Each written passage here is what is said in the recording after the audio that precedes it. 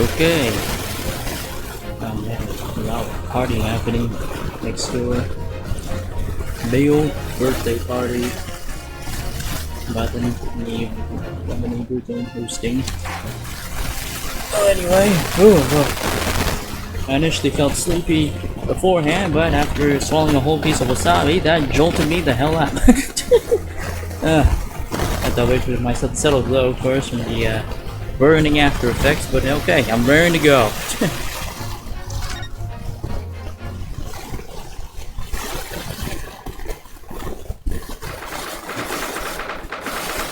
It's 24th of October, 11:53 a.m. The Old Bailey, the President's Antechamber. The night editor himself. Oh, have you been watching from the gallery, Mr. Sholmes? I've been on the edge of my seat the entire time. Courtroom trials are fascinating affairs, as a spectator is. I'm glad you've been enjoying yourself. I have to ask, what on earth is going on? It makes no sense. Hey, Candler. He doesn't look like any professor I met before. Who even is he? Ah, of course. You're in Germany already 10 years ago. Yes, the professor. When I discovered he was been abducted, sent up to a building instead, I knew the monster would come knocking at your door. My heartfelt sympathies. As it turns out, Lord Von Zieks is even more intimately tied to this case than any of us realize, isn't he? Yes, actually, he's been from the University And now a watchdog of the killer who took his esteemed brother's life makes an appearance too. I imagine even the shrewd Mr. Reaper failed to foresee that kick in the teeth. An extraordinary move on your part, my dear villain, to throw that in front of the man. You make it sound deliberate. I feeling this professor is probably very passionate. Oh yes, in what a particular manner. As Mr. Clever, like I said, it seems that everybody in this trial will want to reduce them. Yes. In fact, I alone am not a member of the set.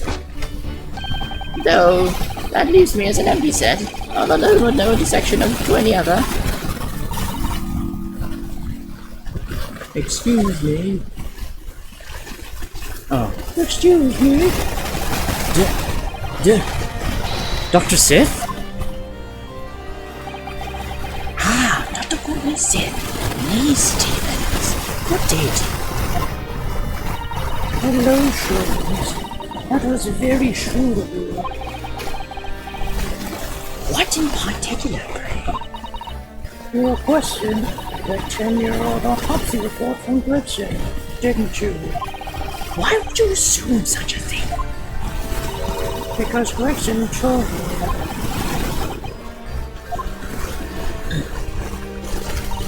To think it's been 10 years.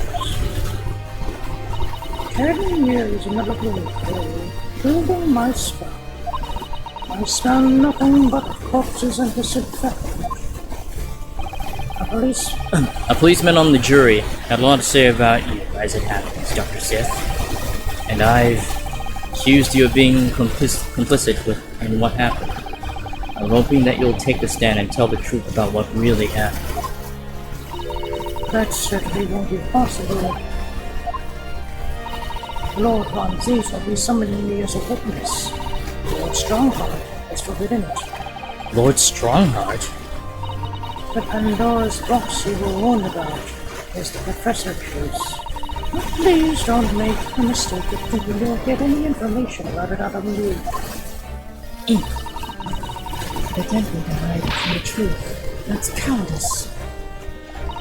I've always fought crime in the way that I see fit. I have no regrets, none at all. And that's all I came here to say. So, Good day to you.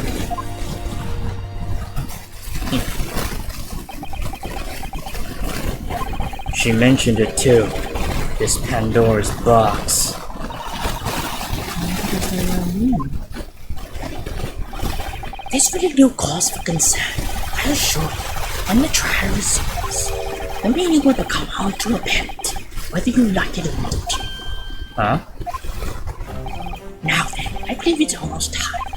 I must make my way back to the public gallery. The edge of my seat awaits. Think maybe you're enjoying yourself a little too much. Ah, yes. One word of warning before I go. If, in the course of this trial this afternoon, you perceive even a shadow of doubt about the truth, don't let it out of your sight. Pursue like a dog with a bone. To the bitter end, you understand. Do not falter. Whatever may come to pass.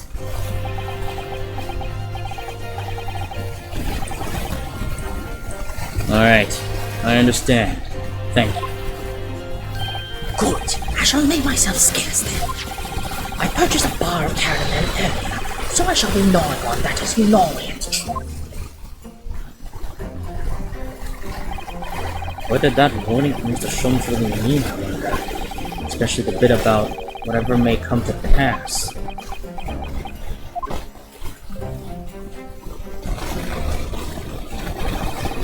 It's time for the final chapter then. I'm determined to find the truth. No matter what.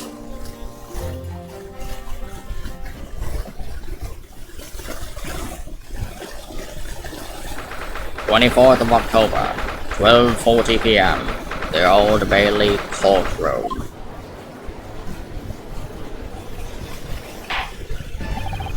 In the name of Her Majesty the Queen, I hereby reconvene the proceedings of this court. Counsels for the defense and prosecution, are you ready and able to continue? The prosecution is ready, my lord. Yes, my lord. The defense is also ready. As the court is aware, the case under our scrutiny began with a damaging incident at the Great Exhibition. Yet we now find ourselves embroiled in the details of a convicted felon who was sent to the gallows a decade ago. And this trial has certainly defied all expectation. As it seems to be the fate of all trials in which this legal usage is involved, my lord. So then, let us begin our exploration of the defense's assertion that the waxwork was cardinally involved in this matter. Lord Von Zieks, My lord. are we still awaiting the arrival of Madame T'Espels? Not at all. She is in the antechamber as we speak, and ready to be summoned. Very well, bring in the witness. At once, my lord. Bailiff, show Madame T'Espels to the stand. Things are about to become a lot more intense. If Drebber is responsible, as I'm sure he is, it means he must have had an accomplice. Dr. Sith. And what the next occurred is the waxwork. Yes, the model of the professor. That's the key to the link between these otherwise unrelated individuals. It's a tenuous link, admittedly, but at present, it's all we have to go on.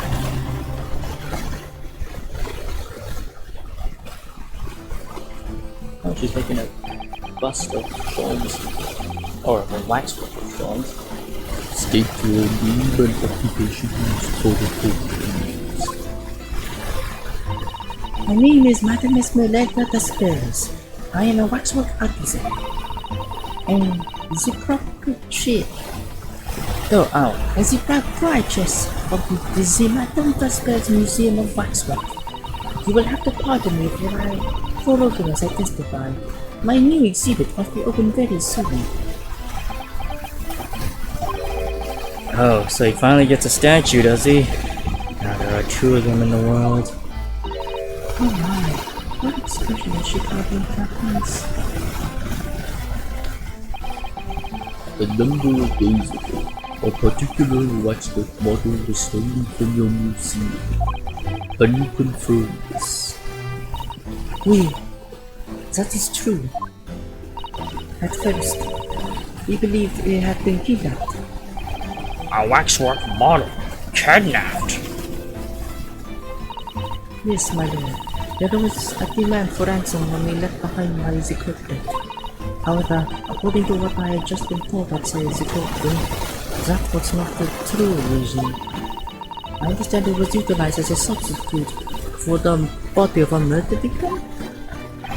At present, there is no more than conjecture proposed by the defense. This is the victim of the case in question, Mr. Odie Asland. But of course, I know him well. He's a part of my odious personages exhibit. But it is to say what is active that Mr. Asmund does not resemble the professor at all. Yes, but perhaps their faces are very similar.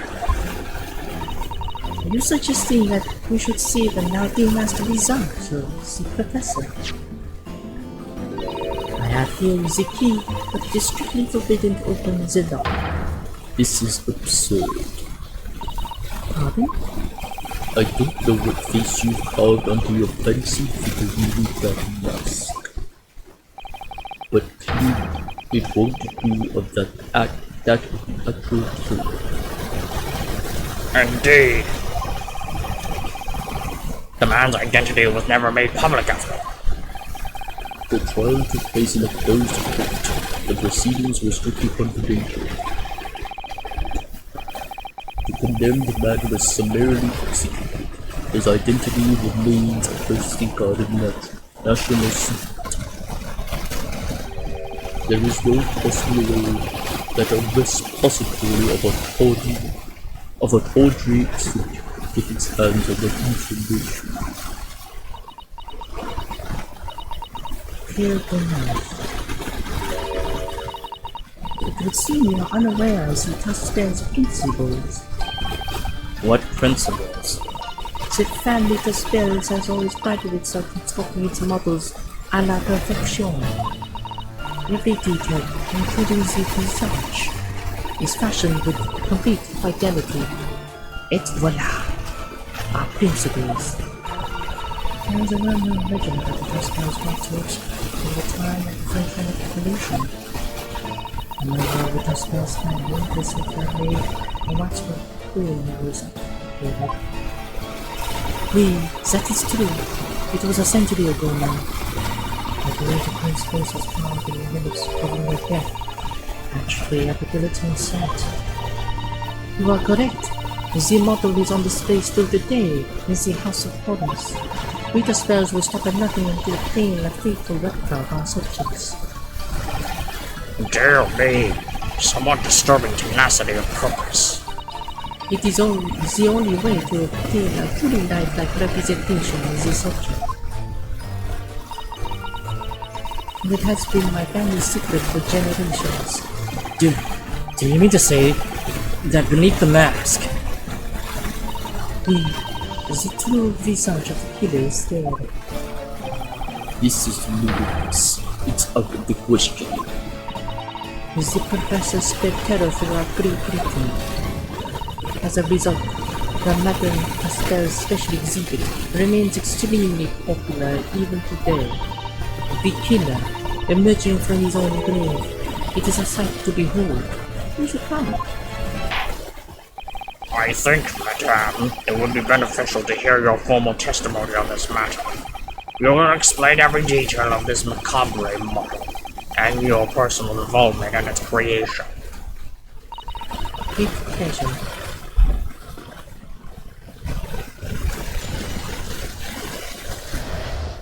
The Professor Waxwork. The special exhibit in the House of Horrors is based on a rumor that shocked society in London. An impression of the visit was taken from the corpse in accordance with Tuspel family principles. I enlisted the aid of the grave digger and created a mold for the head in a cemetery just before the interment. I hid myself until they gave me a signal. I was there for a very long time that night. At dawn approach, I was very worried that I could be discovered. Oh, they secretly broke into the guy's grave. The Gravedigger! The man sanctioned this? We, I will do all that is necessary to achieve the true resemblance of my family is celebrated for. Nobody else knew, only the Gravedigger. What harm did it do? So you truly saw the face of that monster. Naturally, I was aware as the time that his identity was a secret, but trust spells would not be trust spells if we did not insist on absolute fidelity to our sculptures. I don't think this. I myself have seen the special exhibit at your museum. A truly blood-curdling sleep, in which the murderer is emerging from his own grave. The scene it depicts was the subject of many rumors in London 10 years ago. I have here a newspaper from the time. The special exhibit was based upon the picture in this article. It was the most detailed account of what happened, as reported by the eyewitness. I'm sorry.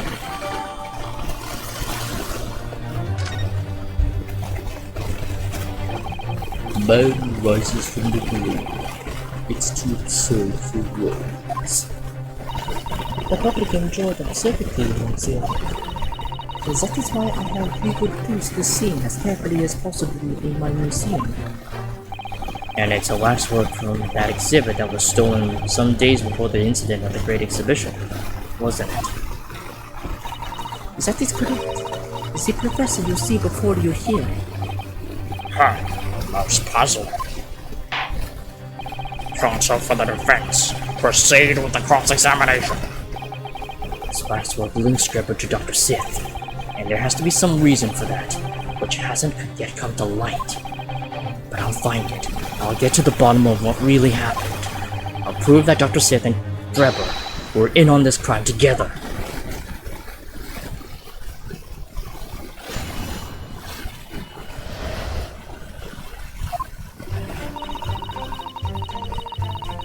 First, let's take a look at the newspaper.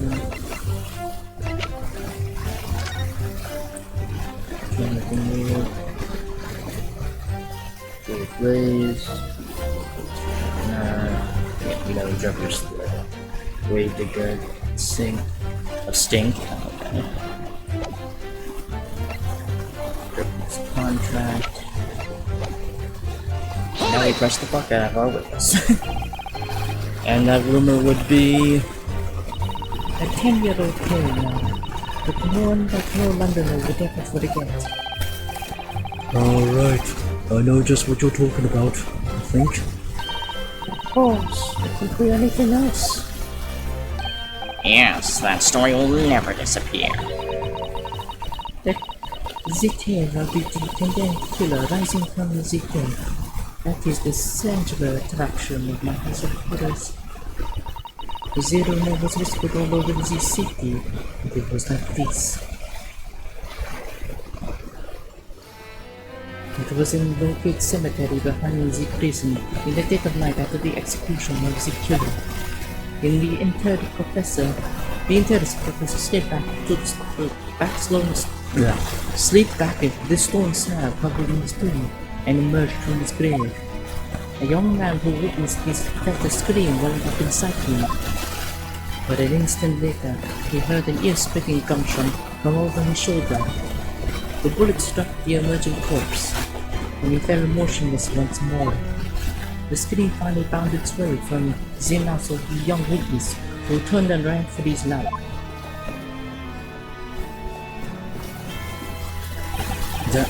the corpse climbed out of his own grave. And then somebody shot him. Who? Who was it?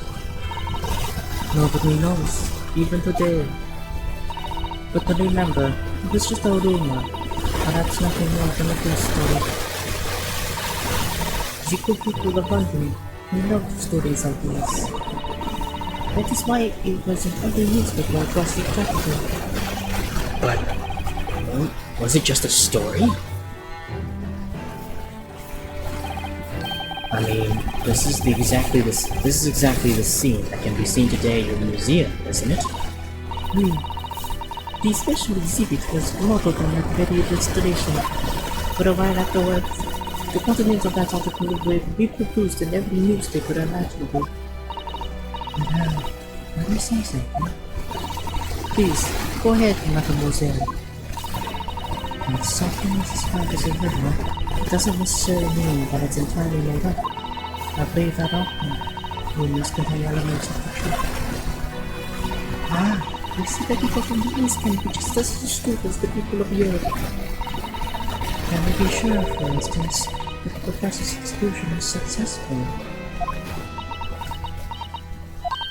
It is not possible for the dead to come back to life. Sorry? 10 years ago, I was there in Longgate Cemetery. After the criminal known as the professor was killed by him, I took a wax impression of his visage from the corpse just before it was interred. So I can assure you, the man was dead. I see. It would certainly appear that the condemned man suffered the intended fate.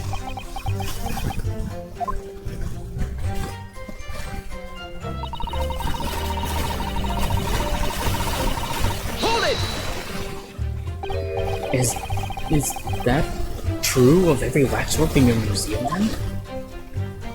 It is, assuming the subject is dead, of course. My subjects have cooperated in a similar way. I have letters from imprisoned criminals all the time, you know. What sort of letters? When my time comes, please make a waxwork of me. Kometsa. No! My museum is famous, monsieur. To be made into a waxwork is an honor, and for some criminals, a similar status even. Because nothing says hardened criminals better than wax. And it is thanks to one killer in particular that my museum has gained such popularity in London. I refer to the star of the special exhibit, of course, the Professor. Whose form you claim to have captured by taking an impression from the idol corpse. There are no exceptions to the principles of the spells.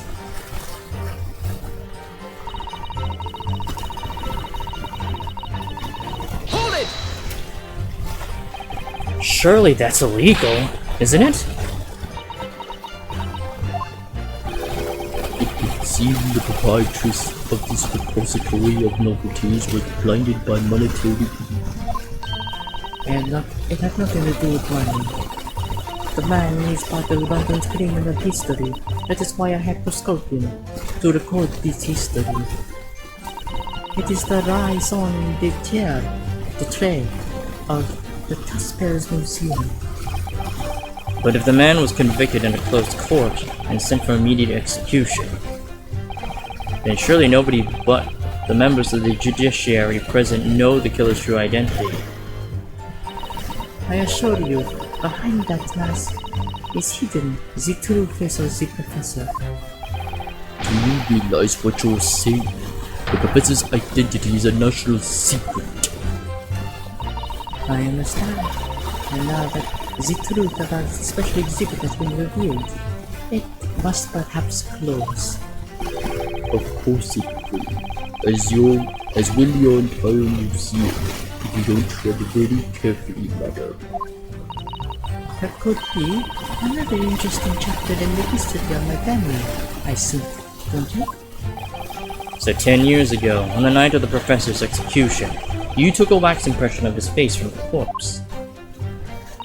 Oui, exactement.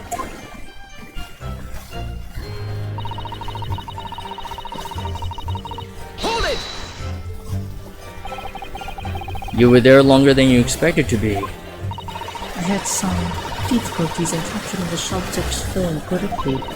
As I removed the mask, the mouth of the cadaver fell open, and I had some problems with the chin. Dare I ask? The man had been dead for a short while already, you see. His muscles were relaxing and consequently his chin would not align itself correctly. Oh dear, what a horrible thought. Under normal circumstances, I would have an assistant with me. However, that night, I was alone. And as a consequence, I missed my preferred window of time. What do you mean? When I take the impression of the visage of a cadaver, I always wait until 3 hours after death. Why 3 hours? Is that amount of time significant? It is because of rigor mortis. Rigor mortis? You don't know what rigor mortis is. It's an anti-control phenomenon that occurs in recently dead bodies. As a rule, 3 hours first death, muscles in the body begin to stiffen. In approximately 10 hours post death, the entire body is completely rigid and inflexible. And then from that point on, the muscles slowly start to revert to their relaxed state. The effect is often used to estimate the time of death in the body as it is discovered. Well, that was an education, if a slightly scary one. As the Mademoiselle says, rigor mortis commences 3 hours after death, and it starts in the jaw. I see. So that's why you wait. Before at that time, the mouth falls open, and it is very difficult to do my work. Ugh, it's getting hard for me to do my work with all this talk of corpses. I wonder about that information the Rose just heard from Madame Descales. The information about rigor mortis that you just shared with us. Would you mind including it in your formal testimony? I believe it could be significant, you see. Of course, I don't mind at all. I can't help feeling that after this little topic, the atmosphere of the building has become extremely grave. This is no time for jokes, Mr. Sato. Madame, kindly amend your testimony as discussed. Yes, sir.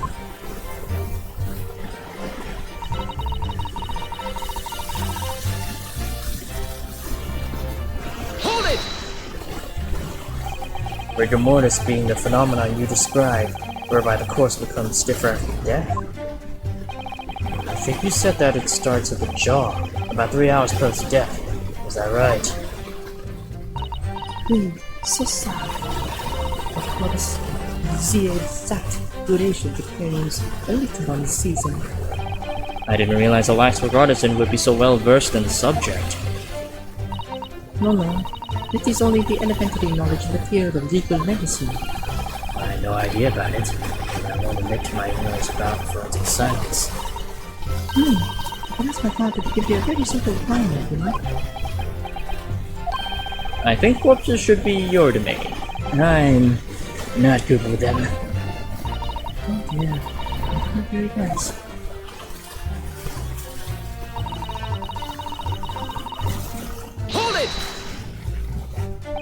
You say that dawn was approaching. What was the time of day then? Approximately. Well, I could not say. But when I left the cemetery with my utensils and wax, the morning light was becoming visible. The execution took place on the 17th of June, which had the early sunrise of that year. Indeed it did. First light would have been around 4:40 in the morning. That really is early. The fact is, I had very little time, so I finished my work in half an hour. It was necessary to complete the impression and bury the body before daybreak, of course. If somebody had discovered me there, it would have been a catastrophe, so I had to hurry. Is it me, or does Mr. Sholmes seem to be taking shape more quickly now, too? You certainly appear to go to extraordinary lengths for your work, madame. I wonder. Is what you said particularly significant? It's probably significant. Madame, those details about how long it took for you to complete the sculpture and the early sunrise, would you include them in your testimony? I believe they may be significant. Of course, if you would like me to. You're quite right, Mr. Nagamodro. It is intriguing. As sunrise and full in the morning would be absolutely unimaginable. I can't help it. That's not what I meant by significant. Kindly amend your formal testimony then, madame. With pleasure, my lord.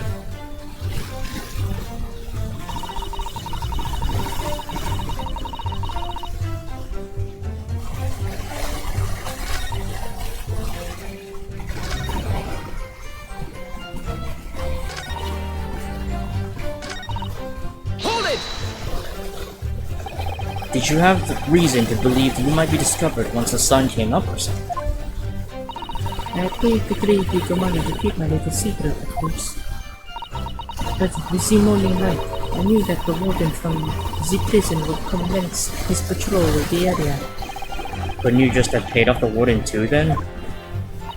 I had already paid the grave digger, as I said. You cannot buy the silence of everyone. What the secret is no longer a secret, huh? The sunrise was at 4:40 a.m. that day, which means that it would have been around 4 when you began your scuffling work. Oui, that must be correct. That would be when the grave digger gave me the signal to come out of hiding. So, that's all I have to go on. What's your feeling, Mr. Malamondo? For some reason, Dr. Sith went along with Trevor's plan. Now, if that's really true, then the professor is the only other thing we know of that links the pair to them. So I feel sure that waxwork must be a clue to this mystery somehow. In that case, we must use this cross-examination to uncover the second little meanings. Otherwise, the jurors are sure to refer to meanings, and the trial will be over. I agree, but interestingly, uncovering what the professor has to do with all this means more to Lord Von Zeeks than anyone. That's the impression I'm getting anyway. Yes, as do I. After all, he has a profound connection to the professor as well.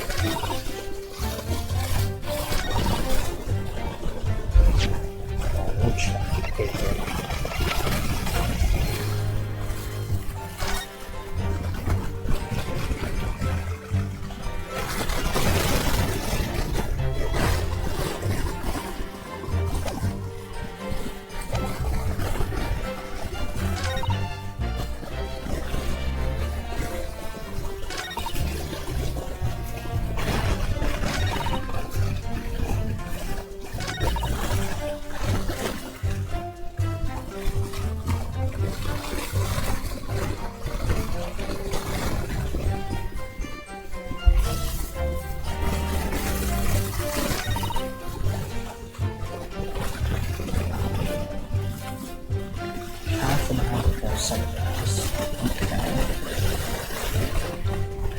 Hold it! No, wait, no, I hit the wrong button. Ah, shit. I meant to hit E, not Q.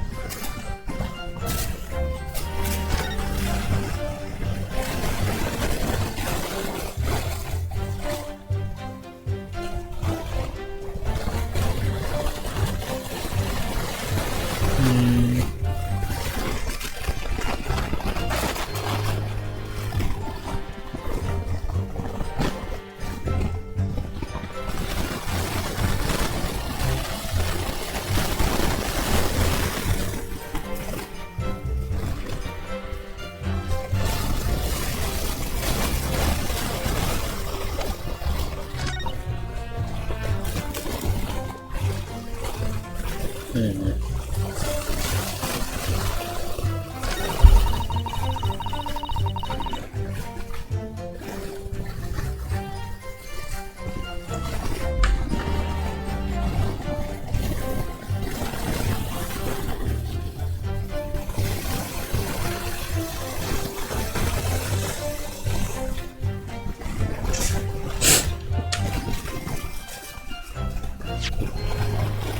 it's... Objection! No, it's not. Nope. Nope. At least it's one I trust.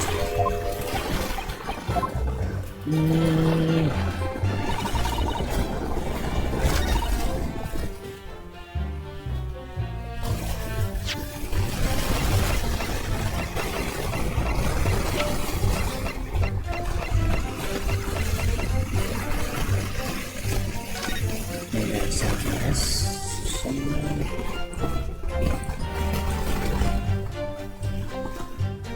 No. It's different waters.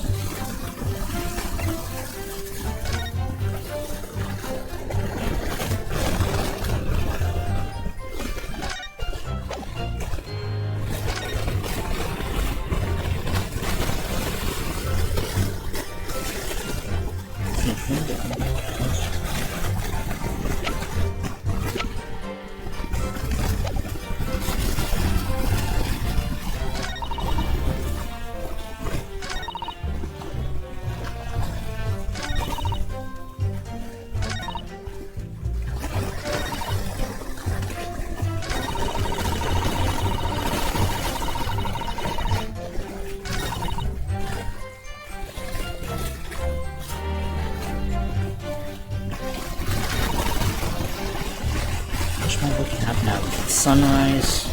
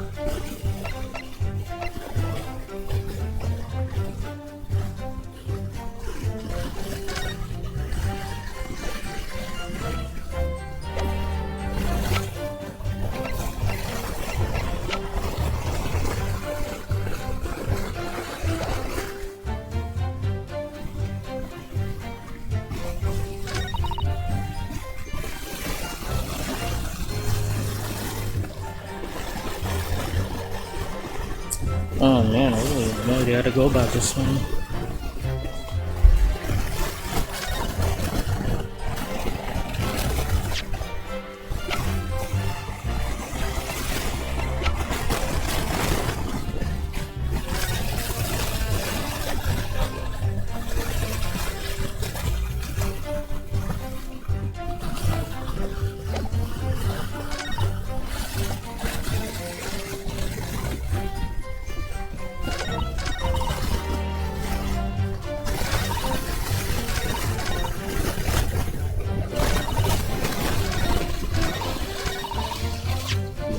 Story mode for this one.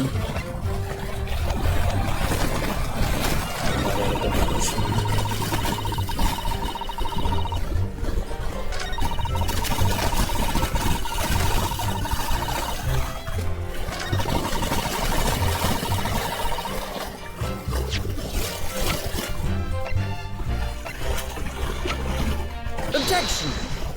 Oh, it is that one. Okay. Madame Dispels. Okay, so it did have contradictions to this.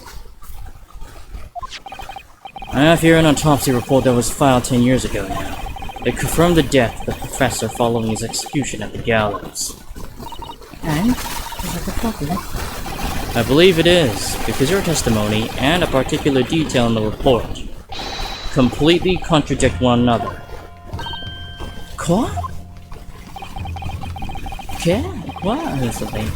Are you going to explain yourself, my niece friend? According to her testimony, Madame Tuspels was creating her wax impression just before dawn, and at that time rigor mortis had not yet set in. Am I correct so far, Madame? You are, yes. As I said, the stick thinning of the door is the first sign of rigor mortis, 2 to 3 hours of the death.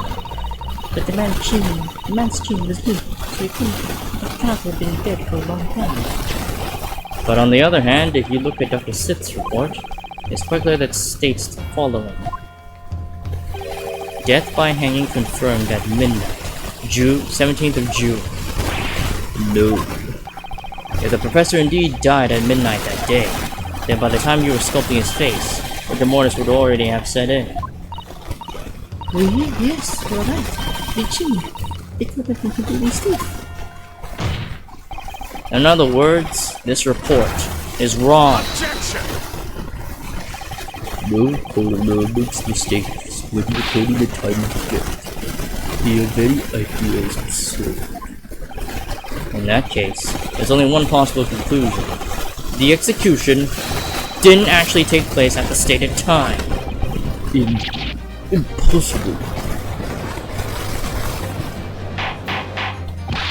Order! Order! Council, this is beyond folly. Not only do you indict the author of the report, Dr. Sith, but you also implicate members of staff at Barclay Prison where the execution took place? By hook. Extraordinary. Almighty! My learned student appears to have overlooked one very crucial fact. What fact? The professor died that night, without question.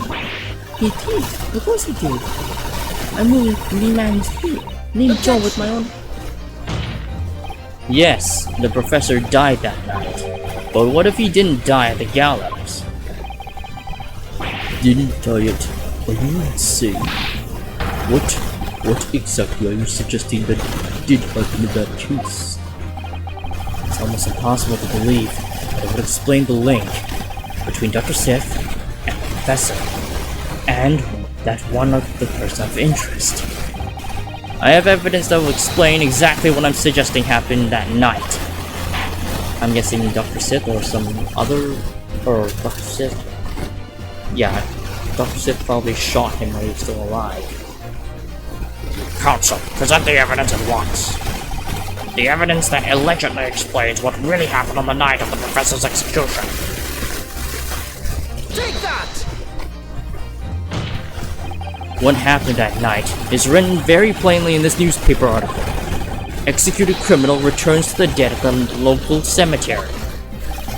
You're suggesting it was a corpse coming back from the dead now? Well, if this article is to be believed, yes. The professor, assumed dead following his execution, emerged from his grave and was killed again. Objection! Don't be afraid. It is simply a rumor published by the government press. Can you be certain of that? Are you serious? The point is, as the article says, there was a witness to what happened. My word. Yes, indeed. That's right. Was he? Is the man who stole into the cemetery by chance that time? Objection! Of course it was a witness. The story didn't get itself, but obviously the man would go. And in any case, this was 10 years ago now. There would surely be no hope of fighting. Objection! On the contrary, my lord, we all know this witness well. What? Are you suggesting, Council, that you've identified the person in question? That you know who claims to have seen these utterly incredible events take place? Yes, my lord. In fact, you could say that he's right here before my very eyes. You will substantiate your latest claim now then, Council. Who is the alleged witness of the staggering scene from the cemetery 10 years ago? Enoch Drebber. Take that! The man in question is Mr. Enoch Drebber. River? The previous witness! The special exhibit in the House of Horrors at Madame Tuspel's Museum of Waxwork recreates that decade-old scene in great detail. the condemned criminal emerging from the grave, and beside the two, a young man with a lantern stumbling upon the terrifying sight. And that young man is a 10-year younger Mr. Enoch Drebber.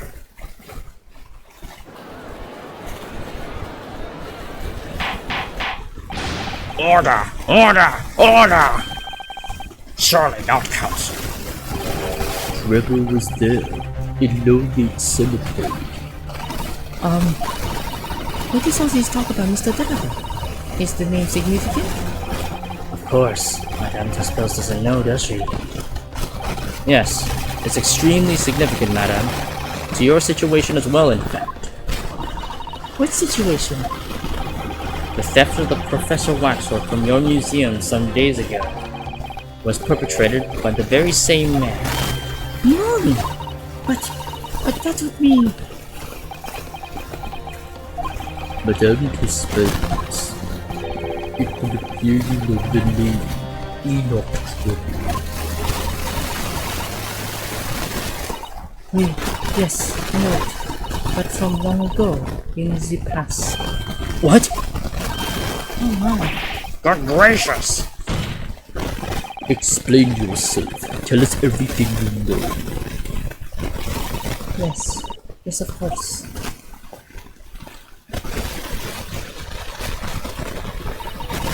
The story of the young man and the terrible sight we witnessed in the cemetery 10 years ago was published in every single newspaper in London and throughout Great Britain. However, in all of the articles, the witness was simply described as a certain young man. No details were published about his identity. His name was never revealed.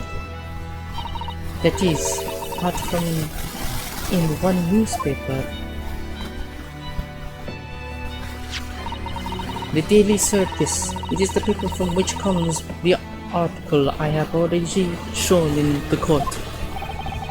You're saying that his full name was only publicized in that article? Goodness me, yes, here it is. The university student who experienced this shocking event is Mr. Enoch Drebber, a disciple of science at the University of London, and a resident of its student dorms. Unbelievable. When I read the article, I went to meet with the man. His discovery of the condemned criminal coming back to life in the cemetery in the dead of night would make a perfect exhibit for my House of Horrors, whether it was true or not. Whether it was the truth or not. I see. So you went to meet Mr. Drebber in order to discover the waxwork of the man, did you? Exactamente. He was studying science at the University of London in those days. He was just a poor student. I paid him £5 to model for the waxwork, and since that time, it has been in my museum to recreate the scene of terror from the cemetery.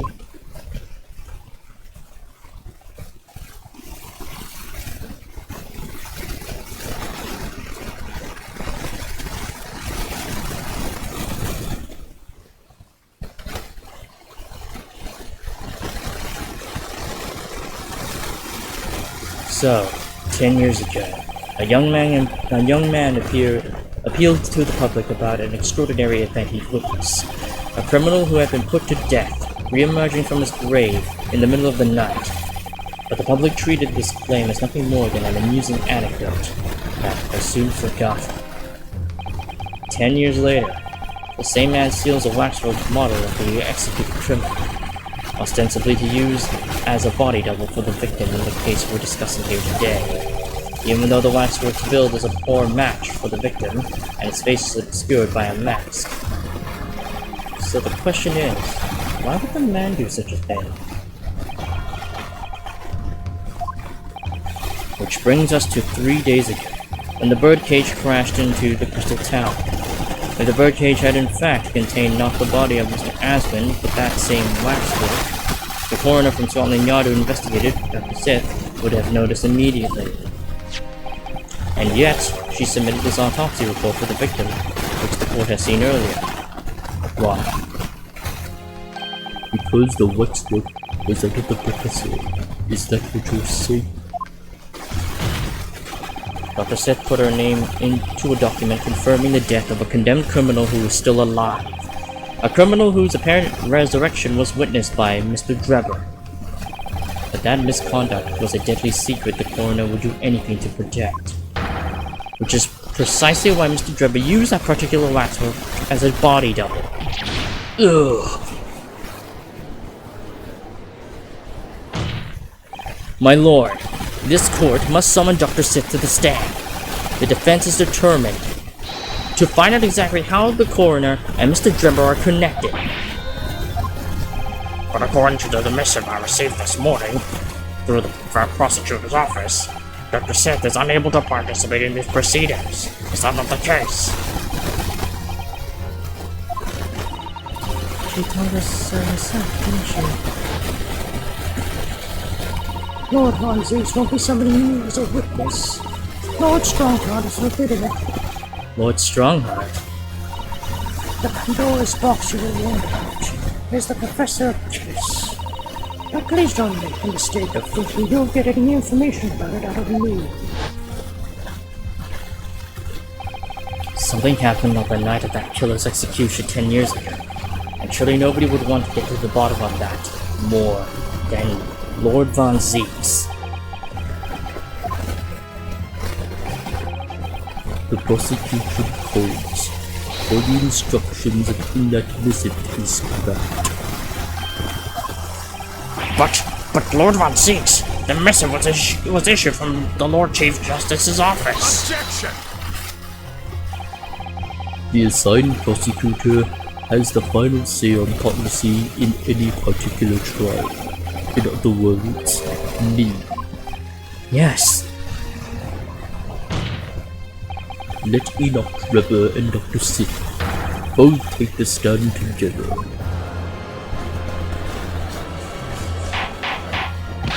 Order! Order! Order! Very well, I will uphold your request. Bailiff, send a subpoena with immediate effect, addressed to Dr. Sith of the forensic investigation team.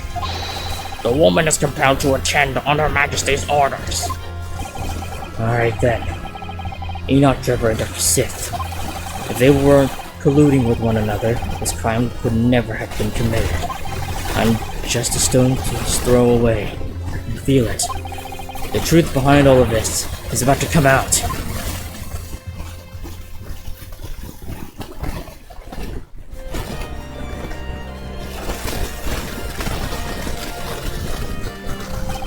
Thank you for your attendance at such short notice, Dr. Sith. I'm disappointed in you, Lord Von Zeus. You've completely betrayed the agreed policy that Scotland Yard and the prosecutor's office. Betrayal is not in my nature, as long as the truth isn't compromised. If it is, if there's even a hint of wrongdoing, then no matter how the concerns or disappointments, I will pursue the matter to the people as would any prosecutor worth his salt. Mr. Drebber, you took the victim's life by the means of a machine that you constructed in your workshop. And Dr. Sith, as the investigating coroner, you were the first on the scene to examine the victim's body. It is the belief of the defense that you collaborated with each other and were both complicit in this crime. Then where is your evidence? At present, we have no definitive evidence, but we do have a very significant clue. What are you talking about? I'm talking, of course, about the waxwork. This model of the killer known as the Professor, who was sentenced to death 10 years ago. You don't need to tell me. I witnessed the man's execution with my own eyes, and officially pronounced him dead. That remains to be seen. Is that so?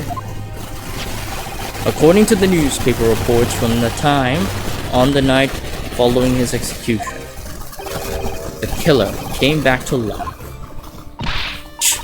Don't waste my time. And the sole witness to that mysterious event was you, Mr. Drebber, wasn't it?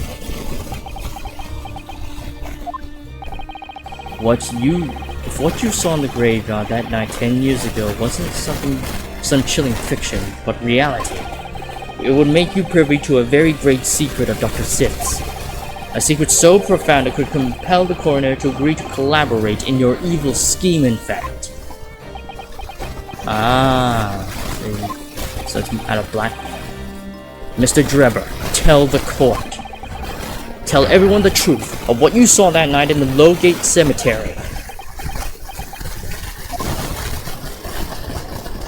So he was the student who saw it. You can see the resemblance, actually, can't you, with the man in Madame Disposal? Surely he's not going to claim that's really what he saw, especially not after all these years. He was a researcher at the University of London, isn't it? And a bit too clever was all good, if you ask me.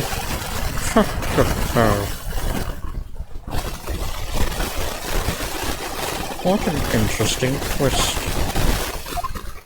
When at the time, not one person would take me seriously. Yet now here we are, 10 years later, and suddenly my story matters. And in a court of law too.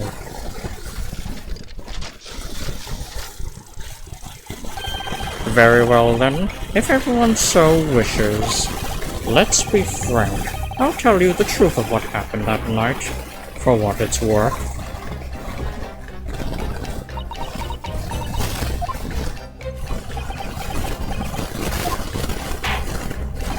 So, Mr. Drebber, your testimony, please, about the events of that night 10 years ago.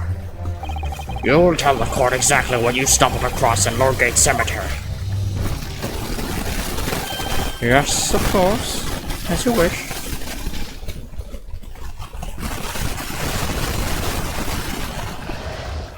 In the cemetery 10 years earlier. The reason I was in Lordgate Cemetery at all 10 years ago was for a spot of moonlighting, shall we say. Yes, the illustration in that newspaper article was based on what I witnessed that night. But thinking back now, I realized that I never actually saw the professor. Soon afterwards, I was visited by a young woman who sculpted a model of me from wax. Then I gave up on my dream of becoming a scientist, and it was because of that newspaper article. Wait a minute, you're claiming you didn't actually see the professor now? Of course, you'd have to have a screw loose if you believe a corpse would come back from the dead. But, so, you're saying this article is not worth the paper it's printed on? I think that would describe it perfectly. Nah! If the details of the article are true, it nullifies your argument for why Mr. Drebber and Dr. Sith would have done nothing to be. So he's discrediting himself to cripple my argument. Tell me, witness. You claim to have been in the cemetery on some auxiliary business. Can you explain? Can you elaborate? That's right, grave robbing to be precise. As you know, Lowgate Cemetery is at the rear of Barclay Prison, so among students at the university, it had a reputation for being haunted by the ghosts of condemned convicts. Grave robbing, you say? Yes, exhuming fresh corpses to sell is reasonably lucrative. Of course, I never laid a finger on any valuables buried with the dead. So you were one of those so-called resurrectionists. A particularly unpleasant scourge on society. Actually, my fellows and I went by another name, the Repurposers. That is quite beyond the pale. You would invite divine retribution, sir. Yes, well, I think I suffered retribution enough. The Daily Circus eventually unearthed my name and put it in print. It caused me a great many headaches. In the end, I had to leave the university. That was the only paper with the bad grace to identify me unambiguously, I might add. I see. Out of interest, who drew the illustration for this article? Ah, yes. That was the reporter who exposed me. He sketched that right in front of me as I described the scene. Obviously, as time ticked on, I bitterly regretted what I'd done. Claiming to have seen something I never truly saw. Foolish. Very foolish. Ha! Well, counsel for the defense, you may proceed to the cross-examination now. At once, my lord.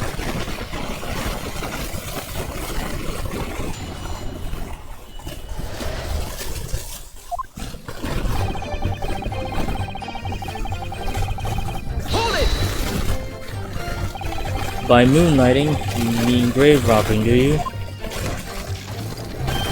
Surely you only need to look at the graveyard scene and my appearance to gauge the answer to that. The lantern of the spirit. But who on earth would want to buy a dead body? Any major hospital. A hospital? In order to better understand the human body, the study of anatomy is crucial to medical science. There isn't a hospital in the world that has enough specimens to work with. So obviously they can't openly express an interest in killing more by dubious means. As aspiring scientists, we young research students have no money to work with, as I'm sure you can imagine. So we made surreptitious arrangements for the hospital via some of our medical student acquaintances. We would never take anything of value from the graves. This was all for the furtherance of science, you see. That's what we all told ourselves every time we stole into the graveyard at night, spade in hand. You realize body snatching is a serious crime.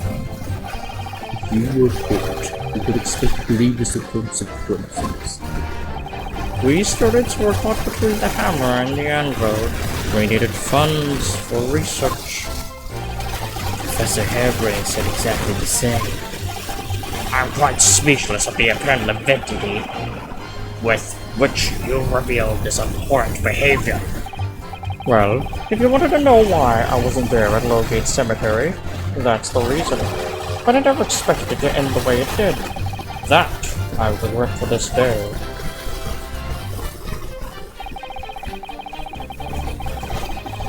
Hold it!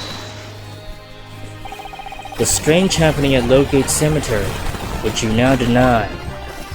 Not entirely. I ran to fetch the police at the time, you know. I was shaking like a leaf. But they didn't believe a word of it. In fact, I was very nearly arrested myself. So you went to the papers instead? I started begging with an unknown news, but unsurprisingly, they didn't want to know either. In the end, though, it was the reporters from the gossip rags, the gutter press, that came to get my story, and it spread like the plague through the capital as gossip-hungry Londoners lapped up the tale. The story was in every single paper at the time, with the exception of some broadsheets. And yet only 2 or 3 of them actually interviewed me personally. Most of the accounts turned out to be very interpretive ghost stories. What about the article in the Daily Circus? That particular journalist found me at my dormitory. I don't know how, but he discovered my name. So I recounted to him exactly what happened that night. And from your description, he drew this illustration. Precisely. That's how I learned that the condemned man was the infamous professor. Because the reporter told me so. I had no idea myself, you see.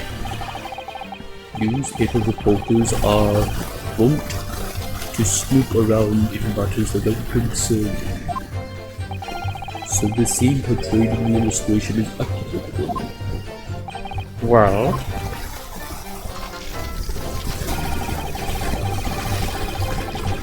Hold it! what are you talking about? I think I explained already, didn't I?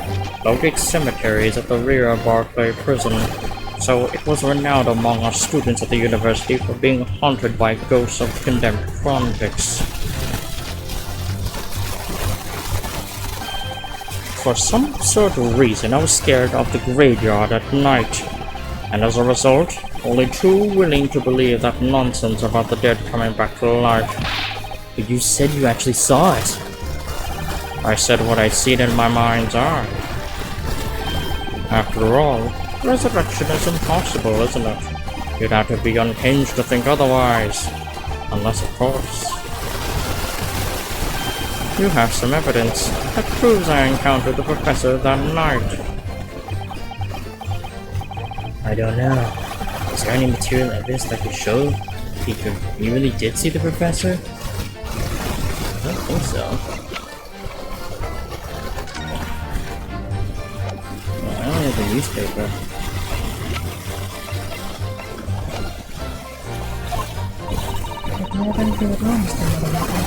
I know. I need to present it against that irritatingly backtracking statement of his. The point is, that night was a pivotal moment in my life.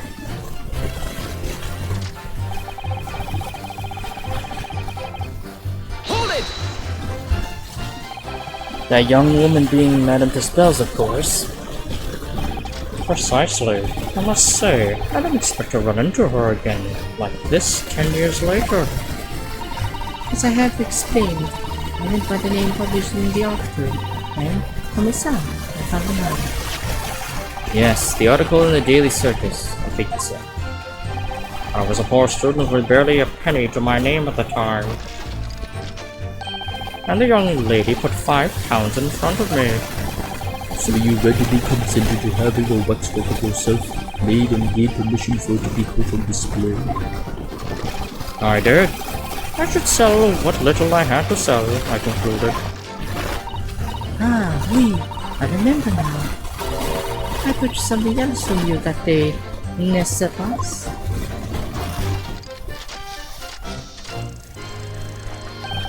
Did you?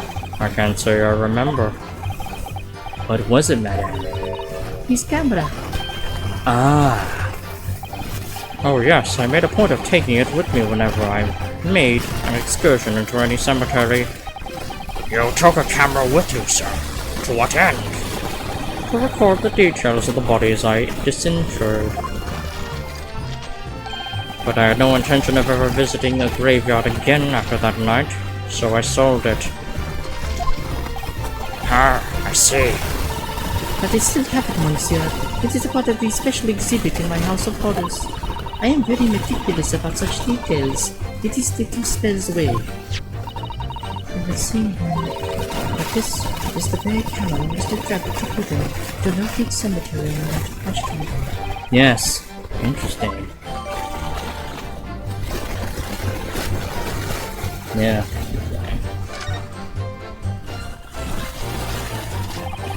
Then I gave up my dream of becoming a scientist as a result. Oh wait, no, I already got that.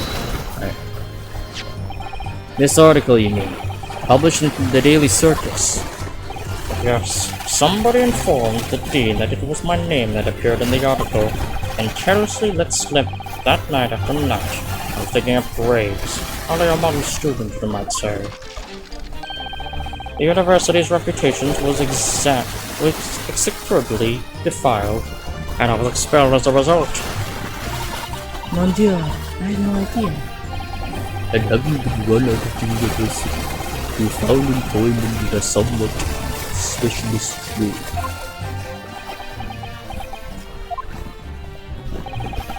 You combine your knowledge of science with the knowledge of stage magic to create various experimental machines intended to demonstrate never-before-seen technology. And you use those deceptive machines to trick the government and private investors into giving you money.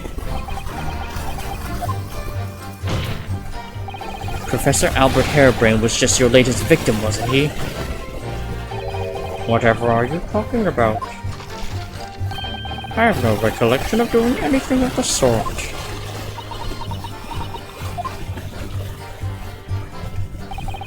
What's Dripper up to?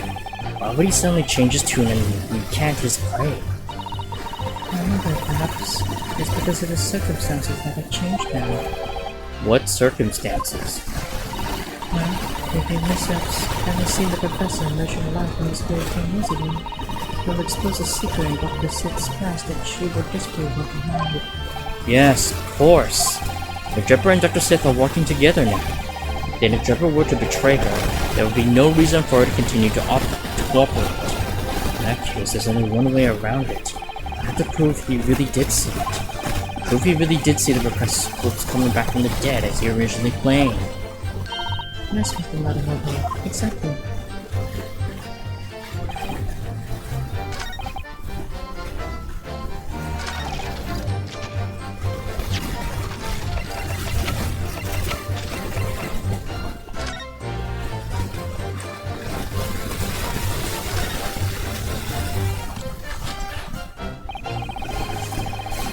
I think.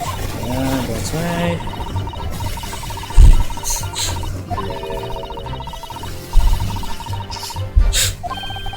Very keen on everything being true to life as possible.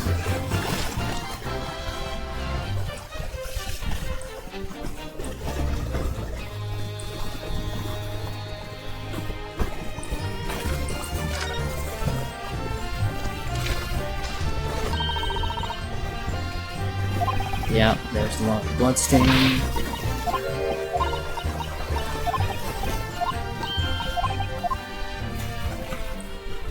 There's bloodstain there.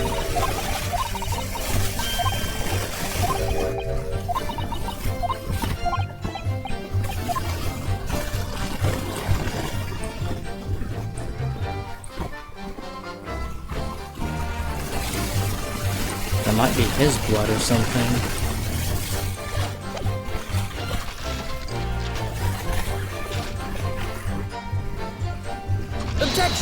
No, it's not. Ah, damn. Nope. Okay. I guess I'm just something else. Yeah, I don't think that's gonna prove anything. Hold it!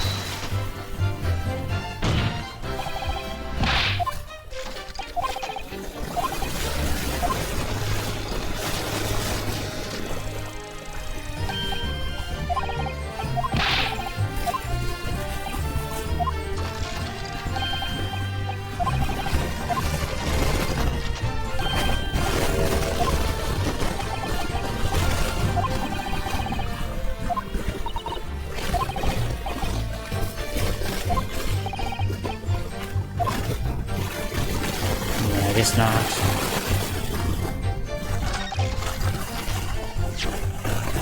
This is some camera.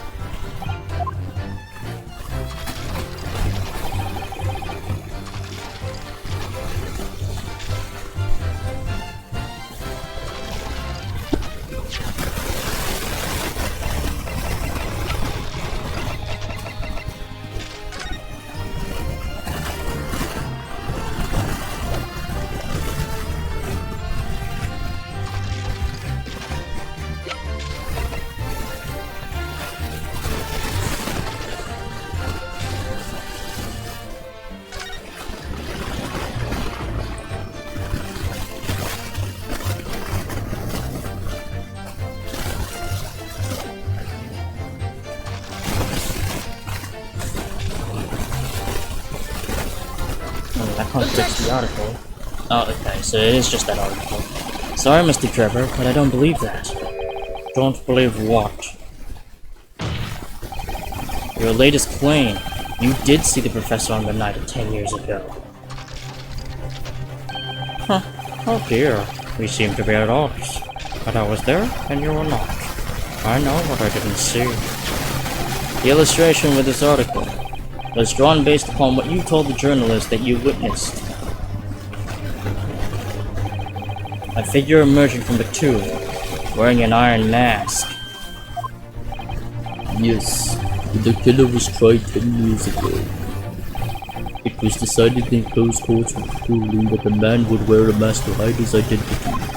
It wasn't revealed even during his execution and subsequent burial. Not even the prison wardens were to see that man's face. But obviously the provision of this mask was not public knowledge. So, Mr. Trevor, as you just heard,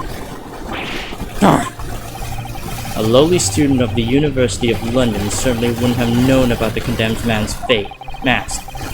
So unless you had actually seen the professor that night, it's inconceivable that the artist would have included the mask in that illustration. Oh, okay, that too. I actually didn't know about that. Order! Order!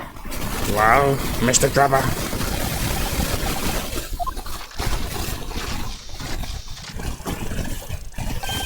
It's a vile scene, isn't it? If you look closely. And I've already been at pains to point out I was utterly petrified, which is why I had it in my head that I'd seen such a blood-curdling sight. But afterwards I came to my senses and realized that I'd been mistaken. You're still saying you didn't see it? If you're stubbornly sticking to that story, then amend your testimony to explain exactly how you think your eyes deceived. Of course. Only too happy to oblige. I can't believe he's still not going to concede the point.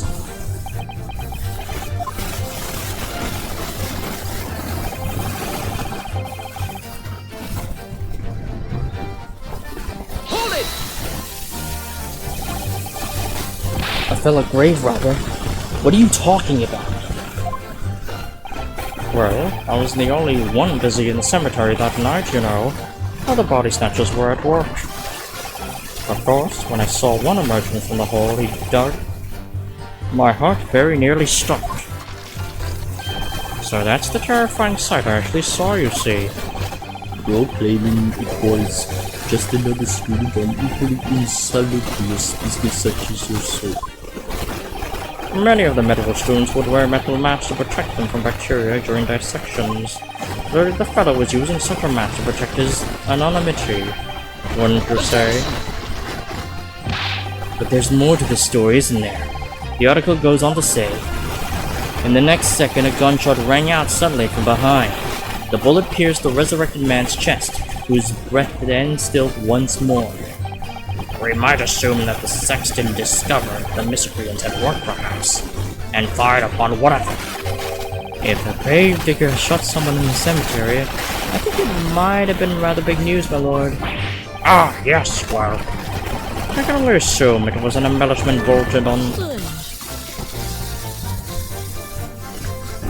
Excuse me! Madame Dispels. Don't take it out on Mr. Sholmes. Oh la la! Pardon. I was lost in my thoughts. Would it be fair to say that Mr. Trevor's last remark was significant to you in some way? I thought it was a little strange, that is all. How Monsieur Trevor could claim this now. If you don't mind me saying, madame, what are you talking about? Well, when I met you 10 years ago at your university dormitory, you recounted to me about your adventures in the cemetery, no? Including the gunshot. Stop. You might want to watch your tongue, you know. Objection! Have a care, Trevor. That's no way to speak, Lolo. Please, Madame Caspels, carry on. Of course. According to what Monsieur Trevor told me at the time, he did hear a gunshot from behind him, and the bullet hit the condemned man. I said nothing of the sort. Lon, you were very explicit about the details. What's the mask that the figure was wearing? And the blood that spattered over you when he was shot. Ah, there we go. Now we get to use the camera. Enough! Shut up, woman! You're making all this up! That will do! Mr. Drebber. Huh? Yes? You refute the account just given by Madame Caspels. I have no recollection of ever saying those things. Come on. Do you really expect us to believe you? Control yourself, Counsel. I will not permit baseless accusations in my courtroom. Right. Under the circumstances, I think it is best that you supplement your testimony with a statement to clarify your position on this witness. Very well.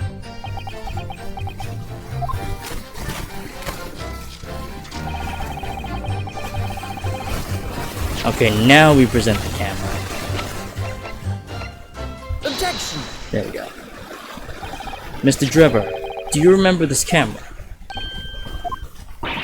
What? That is the camera from that fateful night. Yes, we borrowed it from the House of Horrors. It's the camera you took with you to the cemetery that night, Mr. Drebber. And is that supposed to be significant? This kind of camera is rarely seen in our homeland, so my colleague and I were keen to examine it closely. We noticed that the lens extends forwards on the end of some bellows. Like this. Hold it! What's that? There's just the bellows. It looks like a dark red stain. That's right. It's a rather conspicuous mark here on the bellows, in fact. Good lord! Are you suggesting? Yes, my lord. It would appear to be a spatter of blood. Something that could be confirmed with a simple chemical test. Isn't that right, Dr. Seth? It would be difficult to determine if it was human blood and not the blood of some animal. But yes, to test whether or not it's blood at all is simple enough. I propose that Madame Caspel's testimony was correct, and that on the night in question 10 years ago, you were spattered with blood from the gunshot wound. Well, And that furthermore, you really did witness the condemned professor emerging from his tomb.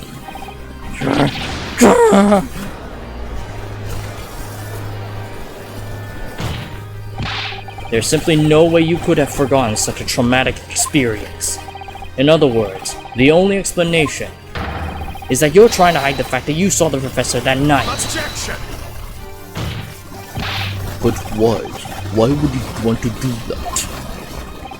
Well, not for his own gain, it would seem. For whose then? Who could benefit? Mr. Drebber is obviously lying in order to protect somebody. my goodness! He's shielding someone? Yeah, he's looking at Dr. Sith. Yes, my lord, and clearly. It's someone who doesn't want the truth about the professor coming back to life to be exposed. Well, Counsel, who is it then? Who is this witness trying to protect by lying about what he saw that night? Take that! The obvious answer is Dr. Sith. Sith. What? Whatever do you mean? Imagine if the convict who'd been sentenced to death was not in fact killed. Imagine if that was to come to light. What are you insinuating? And imagine if the convict in question was the country's most hated mass murderer. If it was the professor. That would be an unprecedented scandal. Objection! This is beyond a joke. Need I point out that the dead cannot come back to life? What you're suggesting would mean that the execution never actually happened. Yes, that's exactly what it would mean. Objection! Once a man is sent to the gallows, he hangs. No one could escape. Not a great pity. Objection! But the fact is, there was a witness to the fact that the man did escape his hanging. If that were really true, Counsel, the implications of misconduct would not stop at the supervising court. It would take the honor of the entire judiciary from the ground up.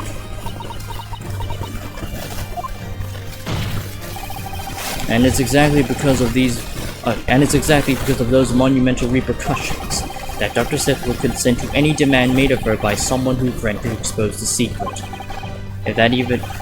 Even if that meant being complicit in a crime. You mean? I mean that Dr. Sith wasn't collaborating in Mr. Drebber's wicked scheme. She was coerced into collaborating in order to protect her decade-old secret. She switched the dead body of Mr. Asmund with the waxwork model and fabricated the autopsy report.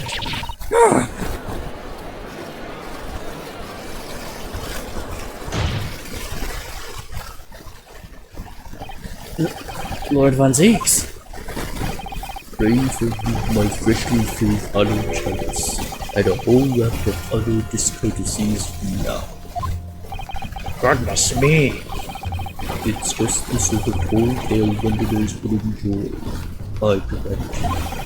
An executed killer rising from the dead, a Scotland Yard work, a conspiracy at the highest levels.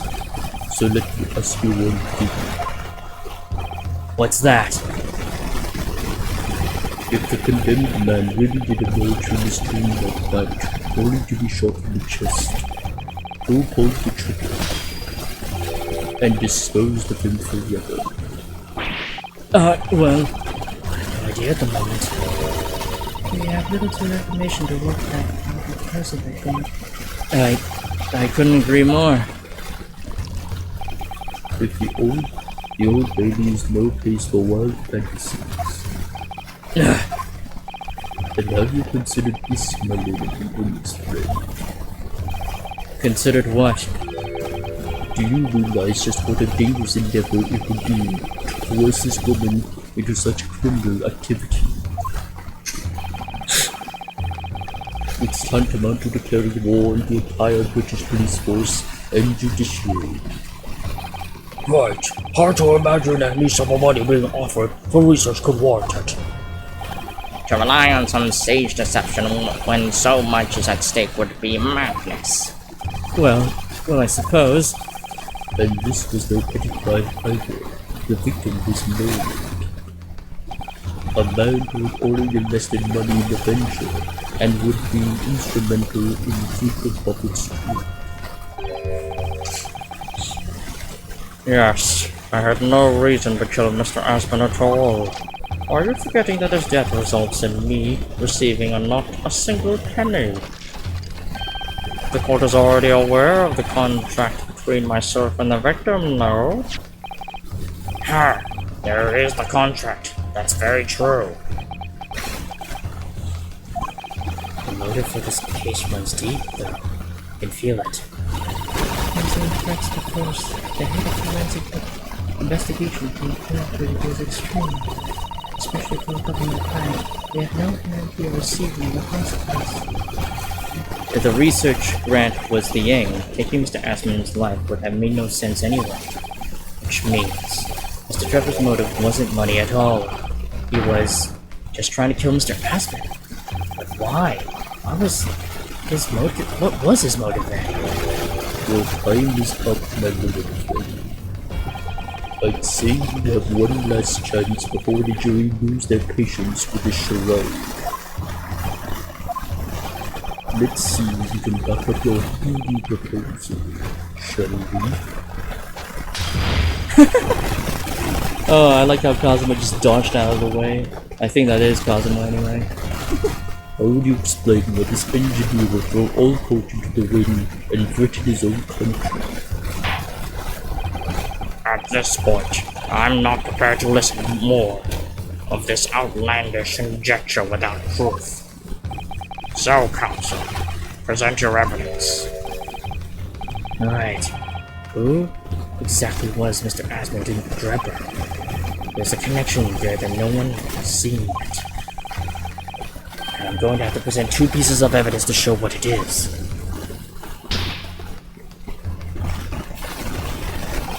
Yes, my lord. The evidence that establishes a motive and explains why the witness wanted the victim dead is right here.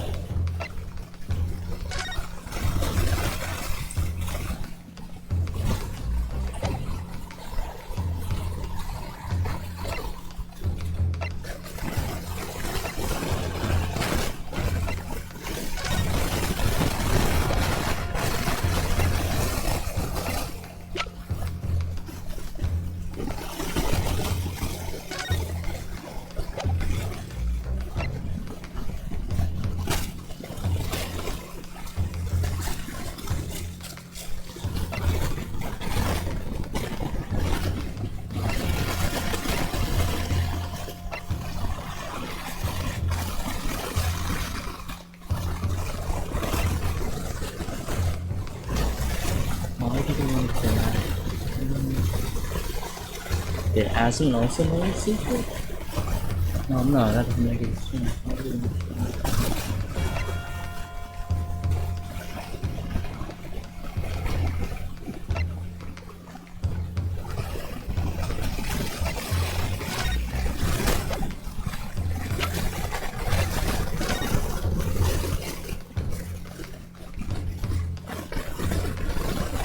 The provider and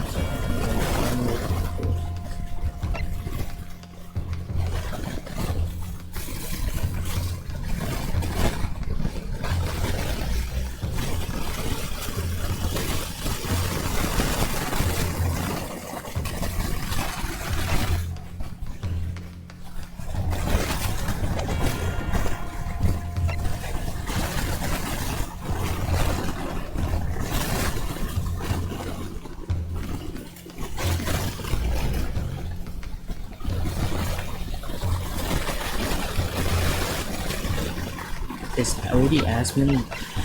No, that doesn't make sense.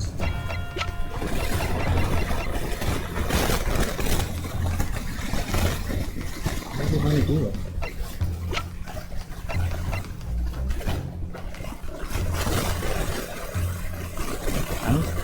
I don't think Odie Asmund. Wait, is Odie Asmund the professor, or is he related to the professor? We have no idea what. I don't have no idea what his connection could be.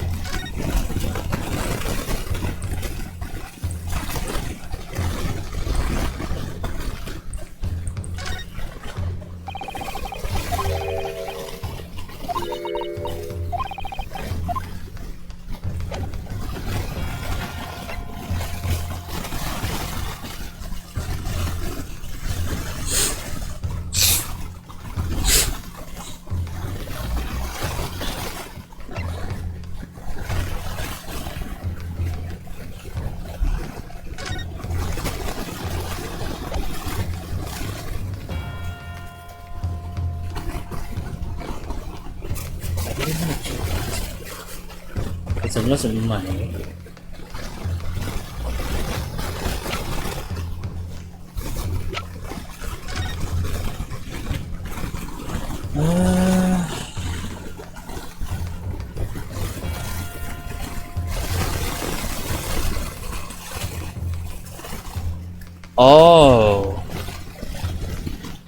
Oh, Odie Asmund was the journalist. Oh, okay.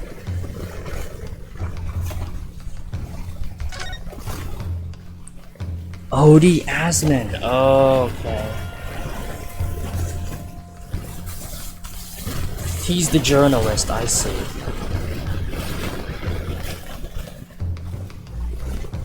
Take that! It's this newspaper article, my lord. That was written 10 years ago, and every detail has been examined already. What can it possibly tell us?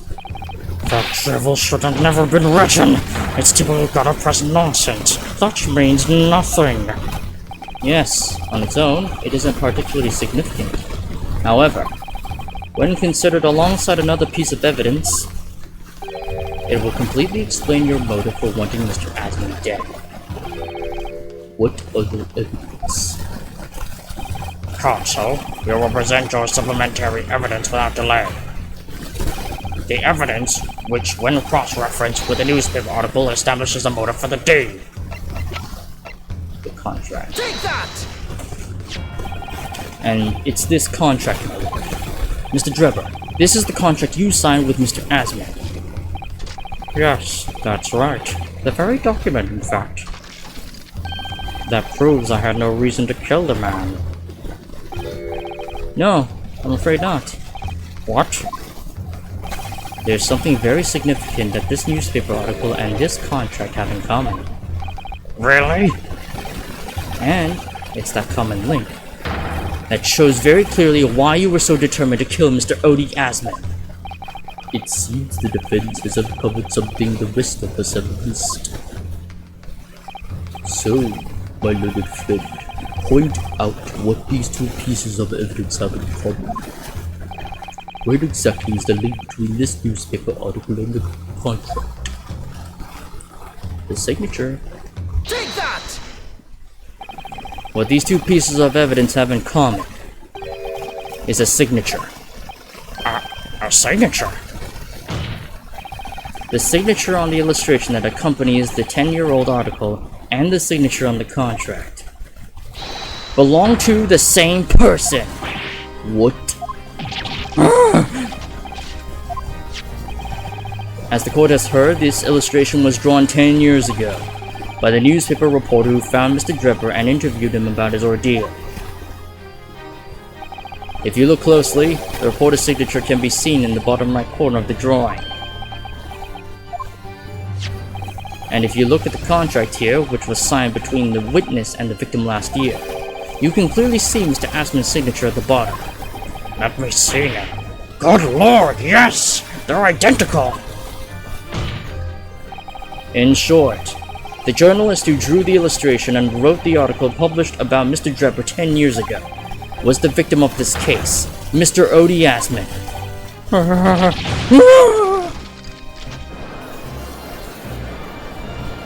Objection!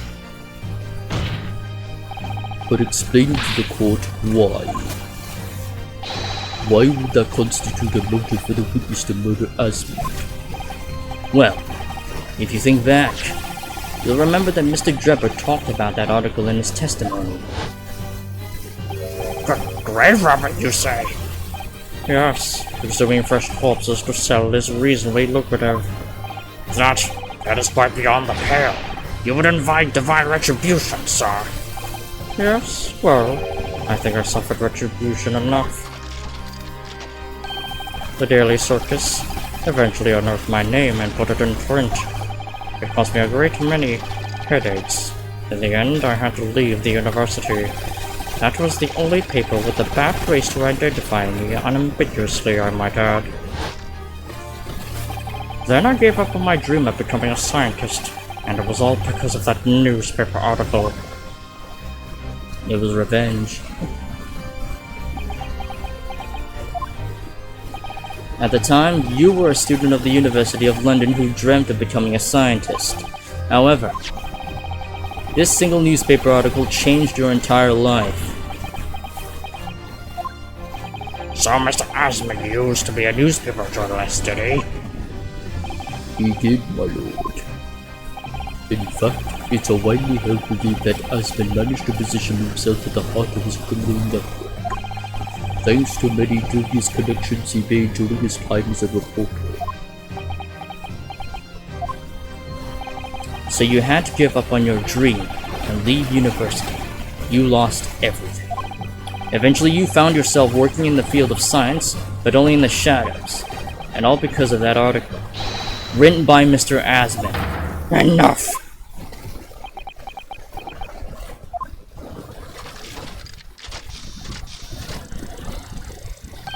Stop this endless dribble about my life. What? Explain yourself, Mr. Drebber. Yes, it's true. I had to leave the university as a result of that article. But it was just the straw that broke the camel's back. What do you mean? Almost every student of science in the faculty was too poor to actually conduct any research, but they struggled on with their hypothesis anyway. We all did, only to have them taken by vultures. Sooner or later, you knew your ideas would be stolen and patented by some wretch or other after all. Good gracious.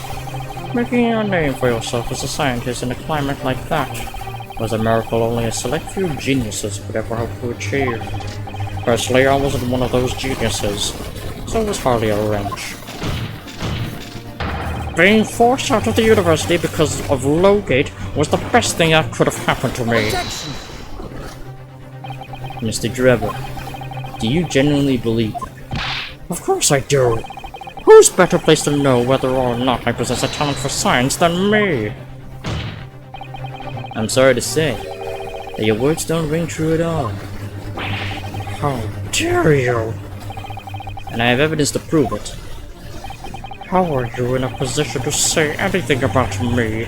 I don't know you from Adam. Fine, if you think you have evidence, go ahead. Show it. What could you possibly have to disprove the idea that I was happy to leave the university because I lacked talent? The trophy. Take that! Do you remember this, Mr. Drebber? We found it at your workshop. Is that a Royal Society trophy for excellence in science? What exactly is this trophy, Council? It's the greatest honor that could be bestowed upon a young scientist, my lord. There is no higher accolade. It recognizes emerging talent and promises a bright future. Good gracious!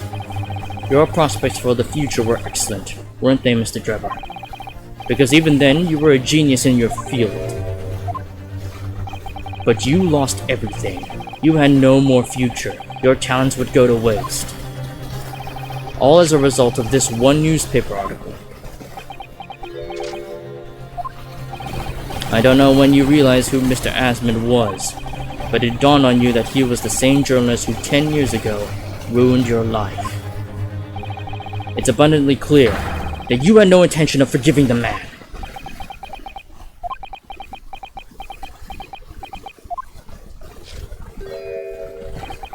The truth is... Finally, it's going to fold.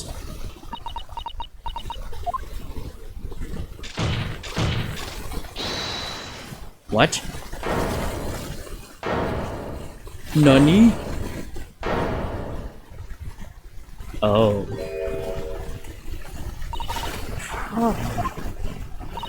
Fine. Clearly this has run its course now. What? I admit it. All of it. What? What are you doing? It's exactly as the Japanese man said. I was coerced into going along with this man's plot to murder the victim, on the condition that he kept my dirty secret from 10 years ago. No. Good lord! She just straight up confessed? But why? Dr. Sith, do you realize what you're saying, woman? It's all true.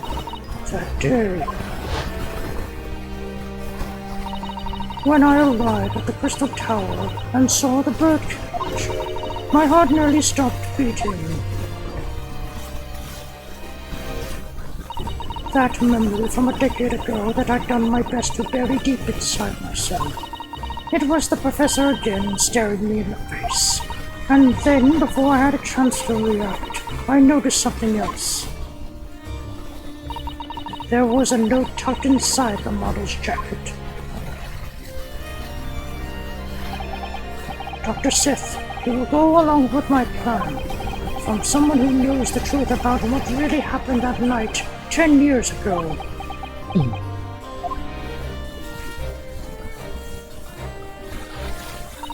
All the instructions were right there in the note. Every detail was meticulously written out. I had no choice but to do what it said. I made the necessary alterations to the scene and fabricated the autopsy report as instructed. There was really no other choice. It had to be done to protect the judiciary. My voice cracked. I can only apologize now.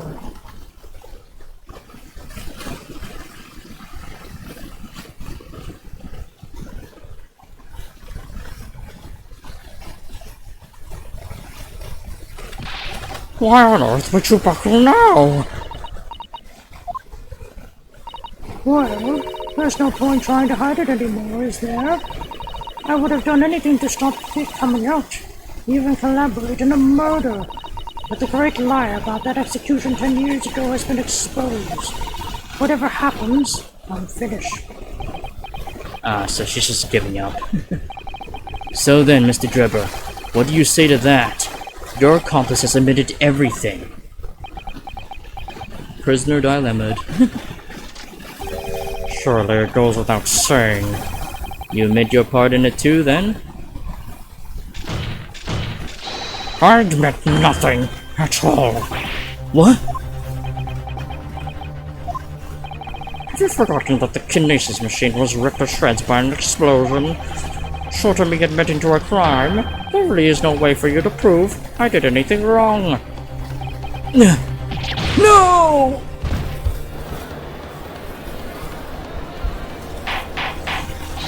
Order! Order! Order!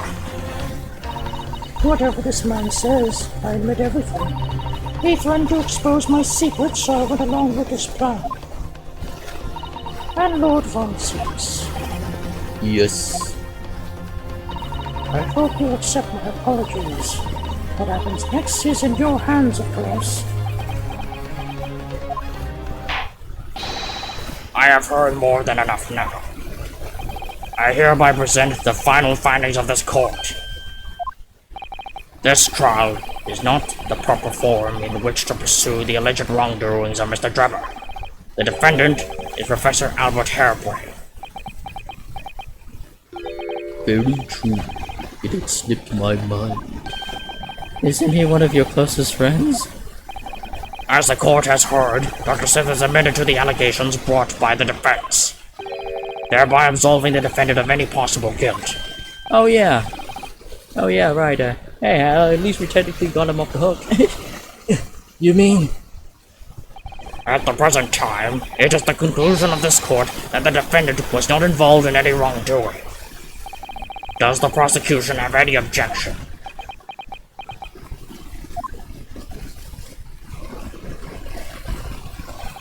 None, my lord. Oh, congratulations, Mr. Nadahobo. You've proven Professor Harebrain's innocence. Without further ado, then, the adjudication. Unless the prosecution or defense have any other matters to discuss.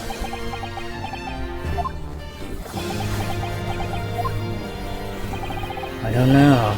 This doesn't feel quite right. Why did Dr. Sith suddenly admit to it like that? Is everything alright, Mr. Nadahobo? Like you said before, the way the trial is set to end now, the judge will certainly deliver a verdict of not guilty. Is that really what we want? The defense should be pushing for now is...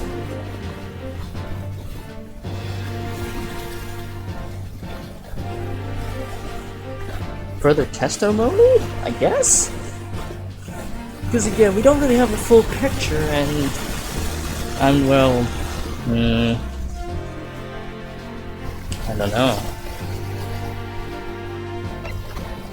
I mean, what other testimony will we push for, though?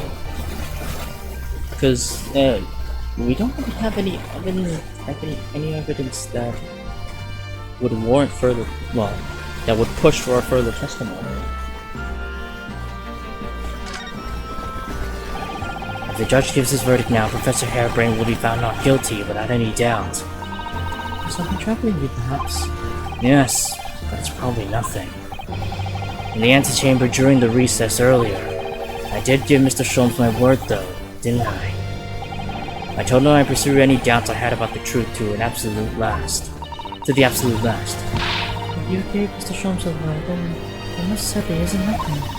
And it means there's only one right answer there. Here. Yes, you're right. Why I was ever wavering?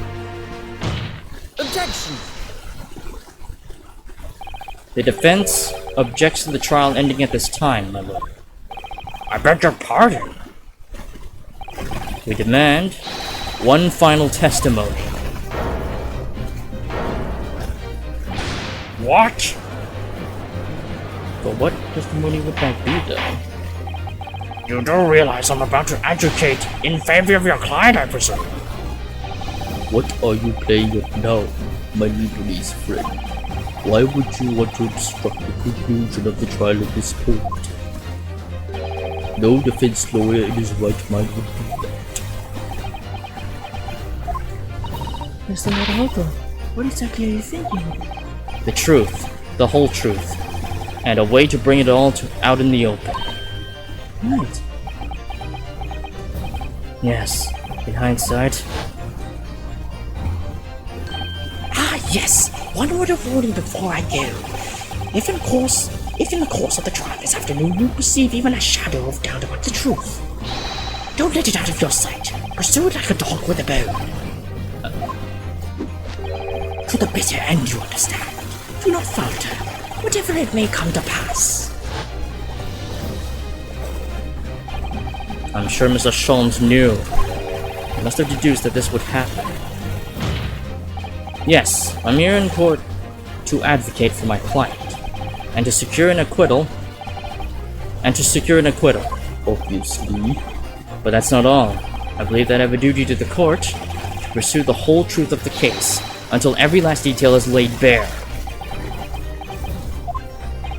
And that is why the defense calls for further testimony from Dr. Sith. Testimony from me? About what? About the nature of your collaboration with Mr. Enoch Drebber. Ha! In case it escaped your attention, I've already admitted to everything I did. The whole truth has already been revealed, so stop wasting everyone's time. As his lordship made very plain, your client will get the acquittal you wanted from him. There's simply no point protracting this business further with another tedious cross-examination. Objection!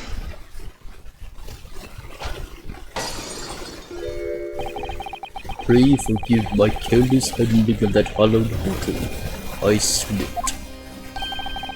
That's what you call it? What's your objection, Lord Von Six?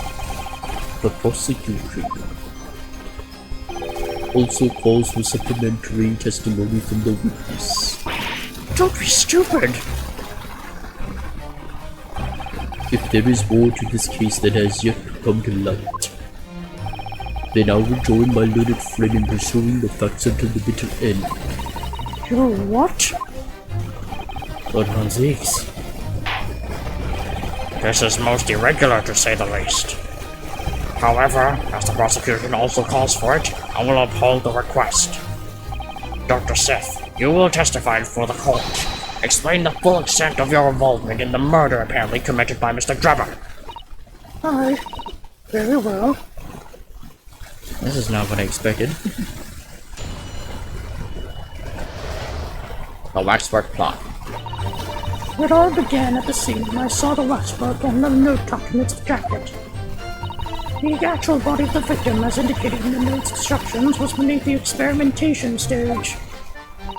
The body had to be arranged in such ways to implicate the defendant, which was my job. I enlisted the help of the entire forensic investigation team to dress the scene appropriately. The truth about the execution 10 years ago is a state secret at the highest level. I had to protect it. So I was right.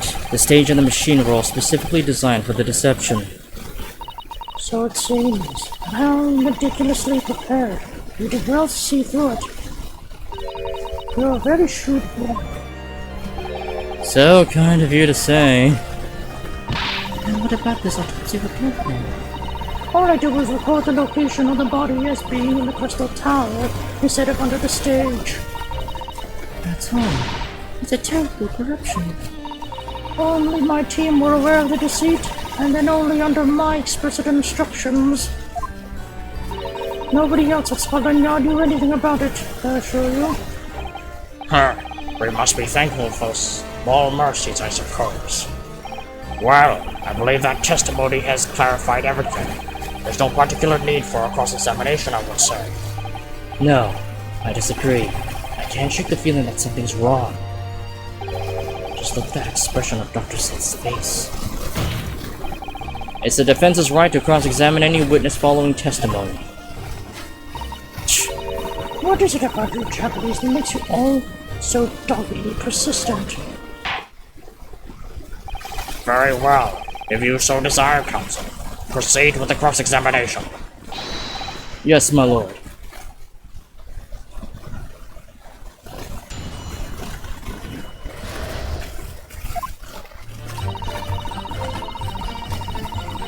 Hold it! From what you described before, it sounds like the note was anonymous. Did you have any idea of who was behind it? There are very few people in the know about what really happened 10 years ago to start with. But anyway, I never heard of this engineer, so no, I had no idea. Yet despite not knowing who was behind the plan, you went along with it? I had no choice. Protecting the professor's secret was my only concern. But the horse is bolted now, and the stable door will never shut again. Scotland Yard's reputation will be immeasurably damaged as a result of all this. Yes, thank you, Van Zeeks. I'm well aware of that. So as I understand it, what you found in the birdcage was the waxwork model. Where, then, was the victim's body?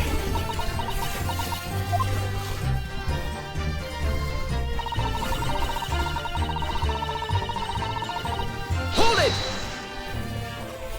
So you knew about the special construction of the stage used to carry out the trick then? It was quite obvious what had happened with the victim and the waxwork. And you switched the two over, didn't you? In other words, you recorded the victim's body as having been discovered in the Crystal Tower. And the waxwork? I record and sent it by carriage to the specified address at the specified time. And why were you given such directions? Presumably so it could be recovered by the Trevor and returned to Madame Perspose. I see. And then you put the birdcage back on the experimentation stage? Yes, although someone obviously made a mistake about which case you could have wear. I thought I'd made it perfectly clear to the team, but still. I suppose. You were focused on the victim's body, that being a more important detail.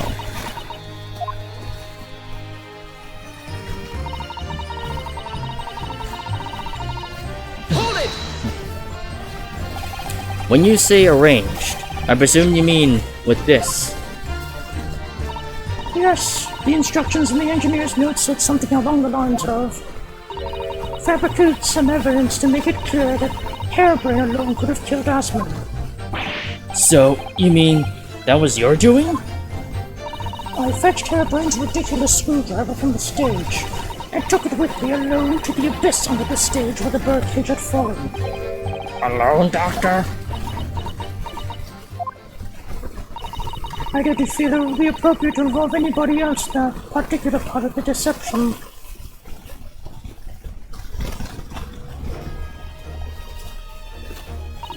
There was a void under the stage where I found the birdcage lying in the dirt.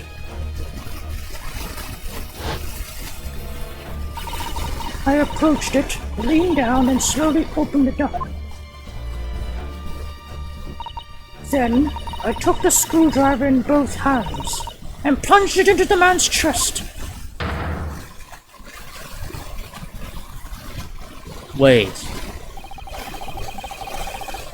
And then you noted that in your fake autopsy report. as a fictitious fictitious cause of death. Wait, so then was he already killed, or was he just knocked out, and then Dr. Sith was arranged to kill him without knowing that the guy was already alive by the time she approached him? Exactly. So, the actual cause of death was... The trauma resulting from the 30-foot drop. My word. I don't think that would be the case, though. I mean, sure, that would have definitely caused damage to the body, but would that instantly kill him, though? What is it, Mr. Sato? Something about Dr. Sith's last statement. It's playing on my mind. That's all. Yes, mine too. Dr. Sith, There's really no need to shout. I can hear you perfectly well. the defense calls for you to add what you just said to your formal testimony. Oh? Which part? I want her to supplement her testimony with his... the real cause of death? Let me check that. Yeah, because we know this is fate. Cause of death. Broken vertebra resulting from an impact of the sunfall height. There's the body. Oops. No, that's not the body. Oh wait, did I go past the photo? Oh, yeah. Yeah, that one's fresh.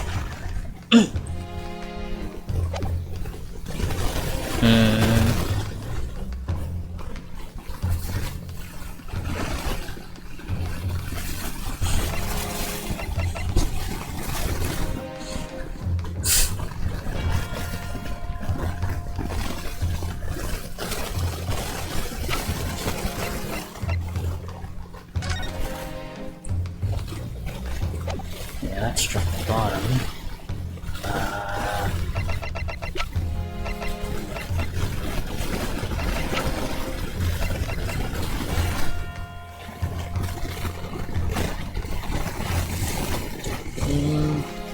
Probably the cause of death then?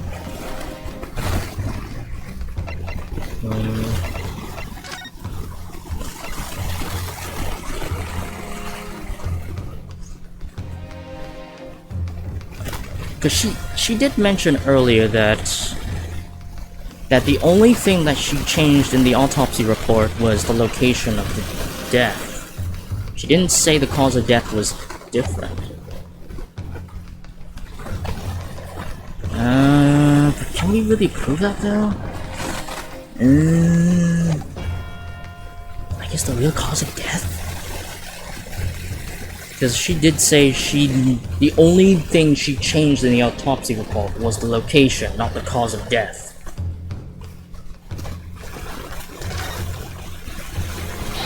The real cause of death being the 30 feet, the fall of 30 feet, that part. Fine, if that's what you want. Just stop yelling, please. The prosecution concurs. Very well. We will supplement your testimony now, witness. If you wish, my lord.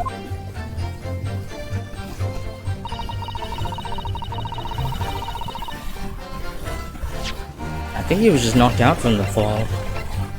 Objection! No? Oh, never mind. Nope. Okay. So wait, that's what she did to the victim?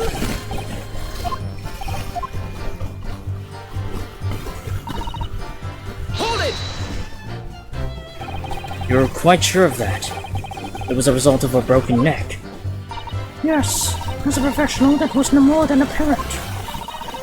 You never know just by looking at the photograph of the victim, though, would you? No, that's very true. Obviously not.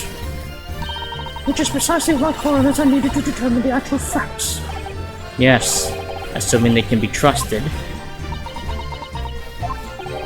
There is no point holding her assessment into question without evidence. Let's get back to the testimony. Very well.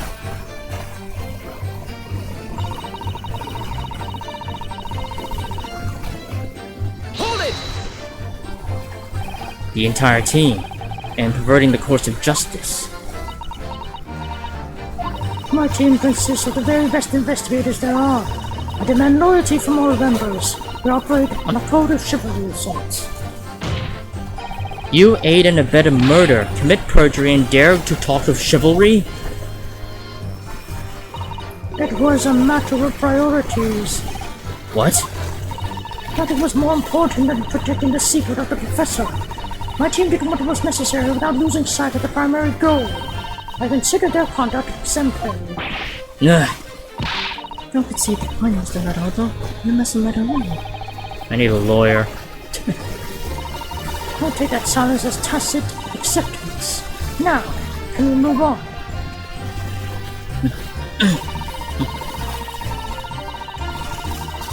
Hold it! But at what cost? Faith in Scotland Yard is going to suffer at a terrible blow as a result of this. And your precious secret is out now anyway. Yes, as you say. And I take full responsibility. Throw me down! Don't you see? Surely there was some other way you could have protected the secret? No, there really wasn't. I've done my utmost, believe me. In many ways, I respect your determination. Oh, I nearly froze under that cold stare as she said that. I do believe she was being genuine, though, Mr. Naruto. So that's her story.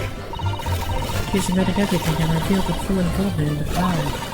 I do wonder if there could really be much more to it. Well, I don't know, but I just have a feeling. Do you, Mr. Naruto? The truth is, if I find it strange too. How are those two reacting with this in the completely opposite ways, I mean? Yes, exactly. For some reason I feel sure they're trying to hide something.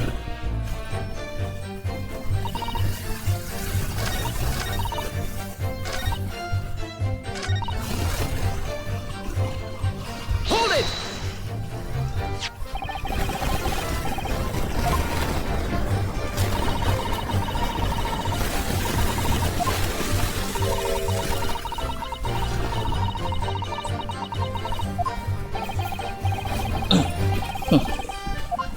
Because my guess is she actually was the one who actually killed him, not knowing that she actually killed him.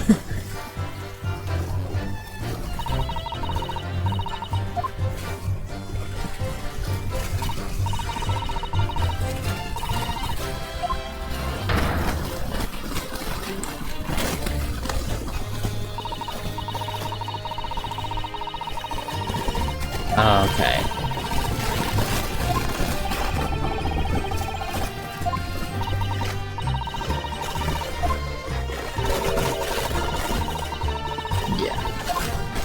Yeah.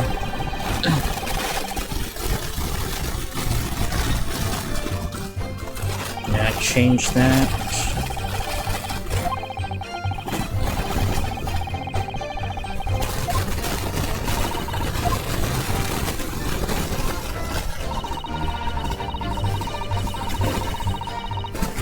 Hold it! So it was you who stabbed Asmund with this. Yes, far easier than dissection, I assure you. No precision required. What a welcome change. The victim died instantly from a snapped neck. All I did was carry out the instructions I'd been given. As unflinchingly as ever, no doubt. I imagine you didn't bat an eyelid when you drove the weapon into his body. There was no need to bat my eyelids.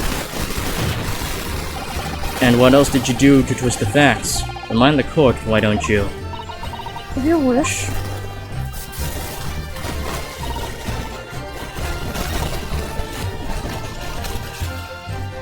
In the top of page and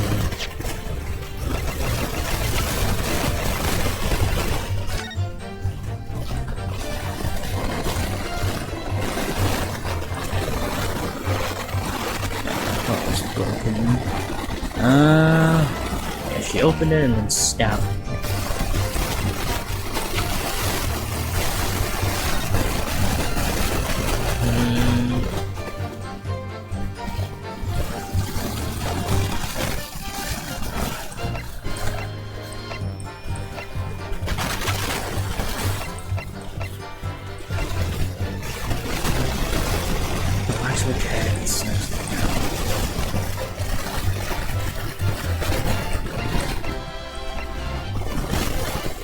Oops.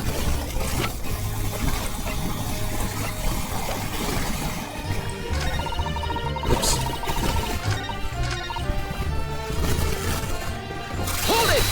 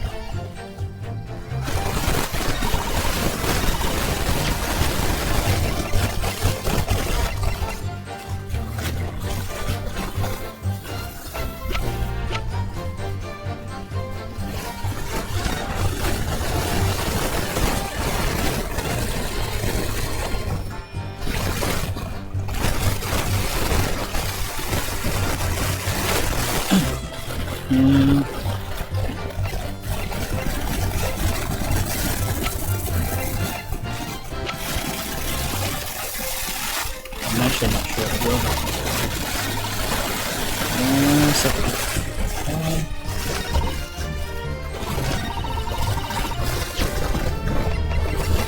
Well, back on story mode.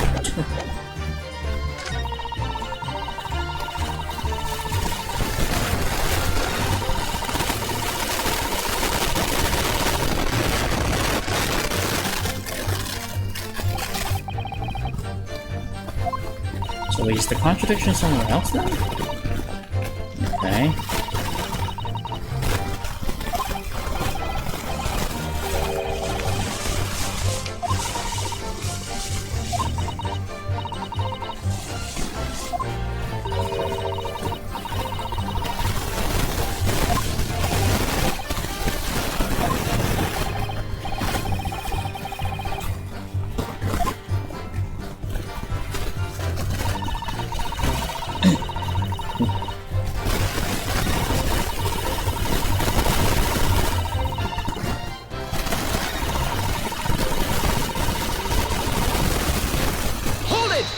Oh, so it has to be the... Oh. I'm guessing I have to change it back to her stabbing the guy. Okay. And then what do I do after that, though? That's strange. I think it's 5% after that.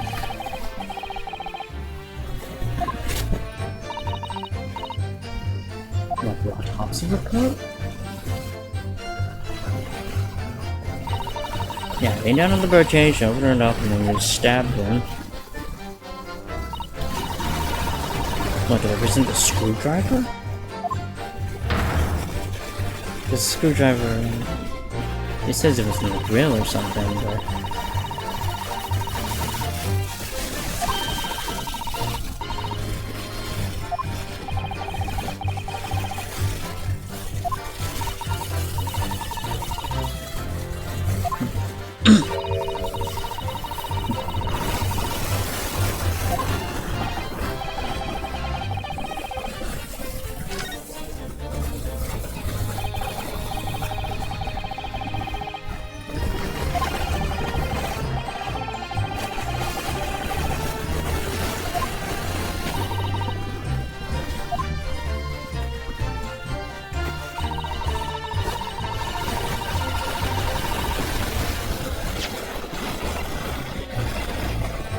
Is it just a screwdriver? Because it was found. Wait, what did you present? The photo. Wait, you presented the photo. You presented the photo. Okay. I've got a nasty feeling that this inconsistency points to an extremely uncomfortable truth. What on earth is the matter, Council? Have you lost your tongue? I apologize, my lord. Dr. Sith, in the last statement of yours, there's just one point that seems to defy explanation. Out with it, my little friend. There's an obvious inconsistency between your description and this photograph. Yeah, it says the chest, which shows the victim in the birdcage following the events that led to his death. Objection! The court has already examined that photograph in depth. There's nothing new we can learn from it. Objection! Yes, we have already considered it, that's true. But we now know the facts to be different. What do you mean? I believe we should let the defense explain. Where in this photograph would we see the alleged inconsistency with the witness's statement?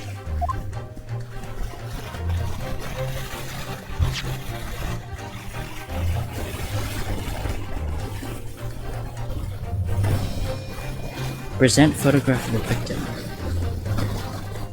I stood over the victim's corpse where lay the victim.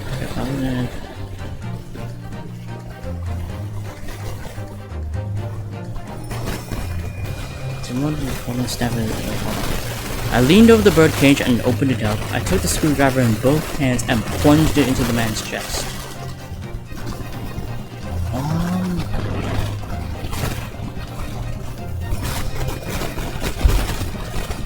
I don't understand. What exactly am I pointing out here?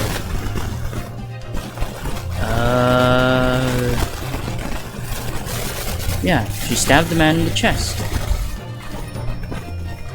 I'm still scratching my head at this. I'm like, oh, what's he trying to point out? Yeah, the stab wound's clearly there. So then, what's the inconsistency then? Yeah, she leaned over, stabbed the victim.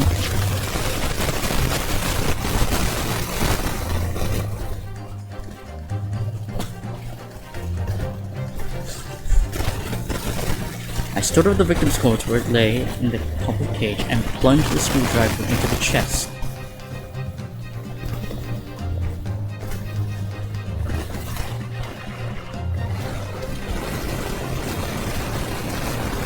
Between your description and this photograph,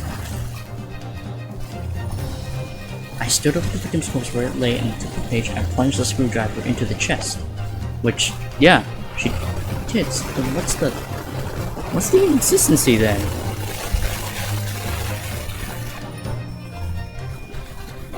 I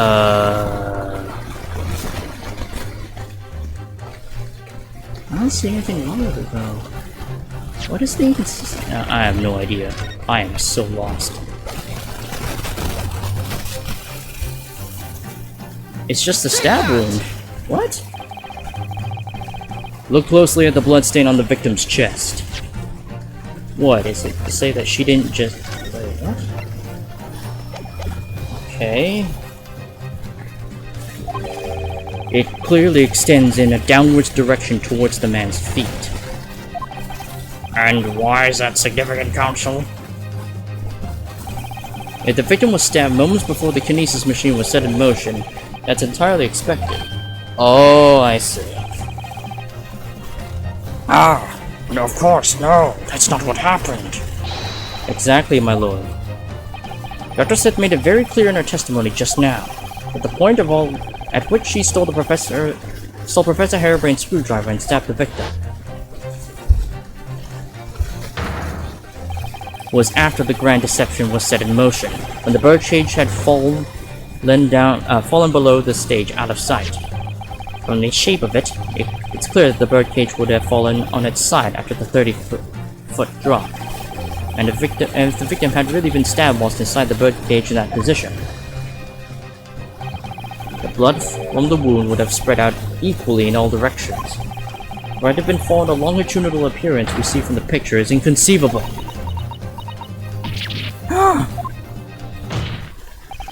Given that the victim's blood seeped vertically downwards from the wound, it must have been the case when you stabbed Mr. Asmund, he was stabbing. Oh, it must be the case that when you stabbed Mr. Asmund, he was standing up. In short, Dr. Sith, your latest testimony was a total fabrication. So wait, she stabbed him all the way back then? I knew it. I was right. Now I've identified that contradiction. There's only one way to explain the facts. We've all been under a grand misapprehension here. What? What sort of misapprehension? Dr. Sith, you claim you were coerced into helping Mr. Drebber as a result of the note left in the waxwork. You claim that you made changes to the scene of the crime to implicate the defendant, and you claim that you authorized a fake autopsy report to cover your tracks. But one of those claims is an out-and-out lie, because the question of what the bloodstain really tells us has only one possible answer. If that's the case, what is it, man? Counsel, you cleverly struck upon a revelation. Now tell the court what it is. Which part of Dr. Sith's story is shown to be a lie by the contradiction in her testimony?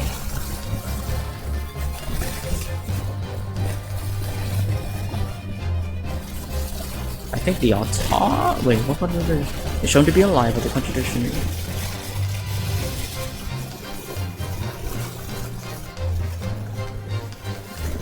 Is shown to be a lie. How she was coerced, the stabbing of the victim, the autopsy report.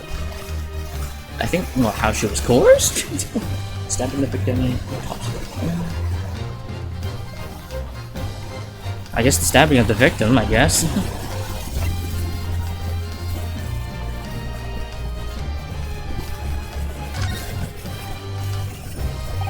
The answer is very simple, if you consider the sequence of events.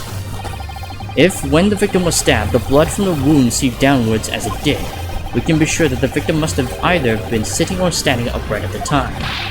But as you rightly pointed out, the birdcage would have fallen on its side when it fell to meet the stage. Yes, it would, which tells us that the victim must have been in that position of his own accord. Objection! That's impossible. The man was dead, remember? No, that is the misapprehension. Okay, so it was what I was mentioning earlier, that the man didn't die from the fall. He was probably like knocked out or something. When the birdcage fell from the stage into the void below, it must have hit the ground with considerable force. Yeah, he was alive. But Mr. Asmund didn't die in the fall.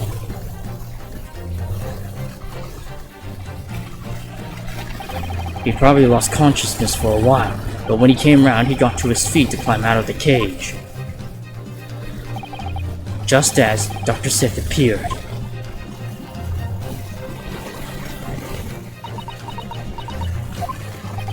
If the victim was in fact alive at that point in time, it changes everything.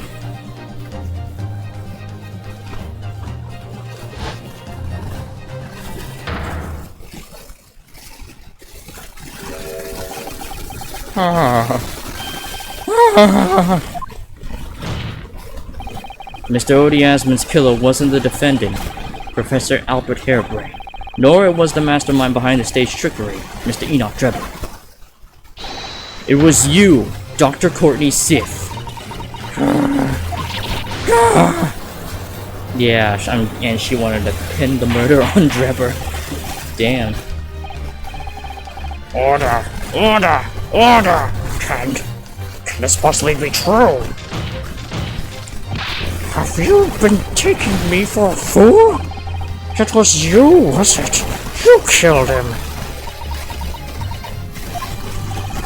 You hope that by admitting to being an accomplice in Mr. Drebber's scheme, the trial would end, before you were accused of a far worse crime.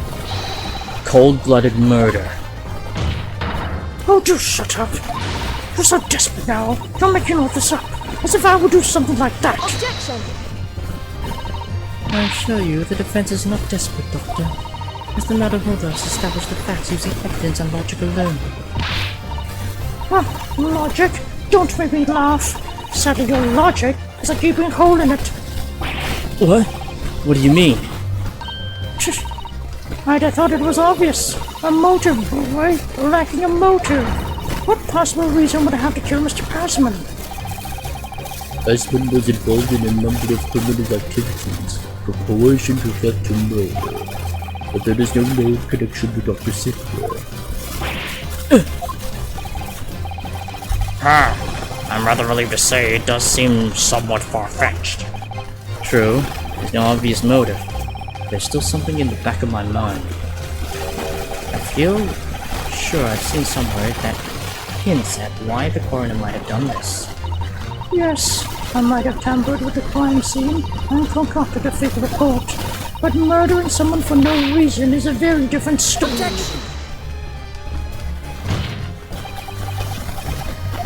No, when you question what possible reason you could have had for wanting to kill Mr. Asman, something did come to mind. What? What was it, Counsel? Enlighten the court at once. Yes, we saw it yesterday, didn't we? Something that seemed strange, but we had no reason to suspect it at the time. There is a particular object that explains why Dr. Sith would have wanted to kill Mr. Asmund.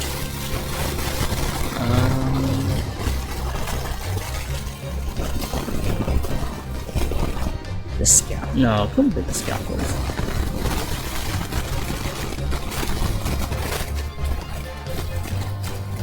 Is it the scalpels? What, did she kill him with the scalpel? And then substituted the screwdriver to show that it was a screwdriver instead of the scalpel.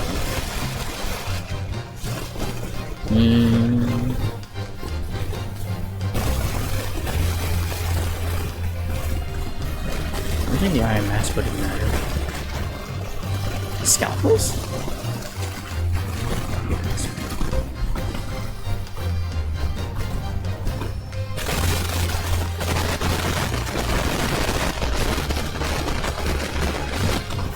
I guess the Iron Mask? To show that he might have known?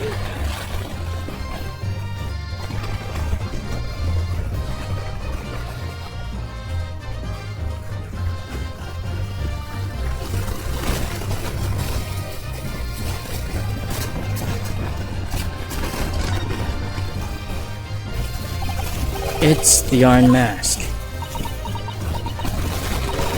You've lost me. Huh?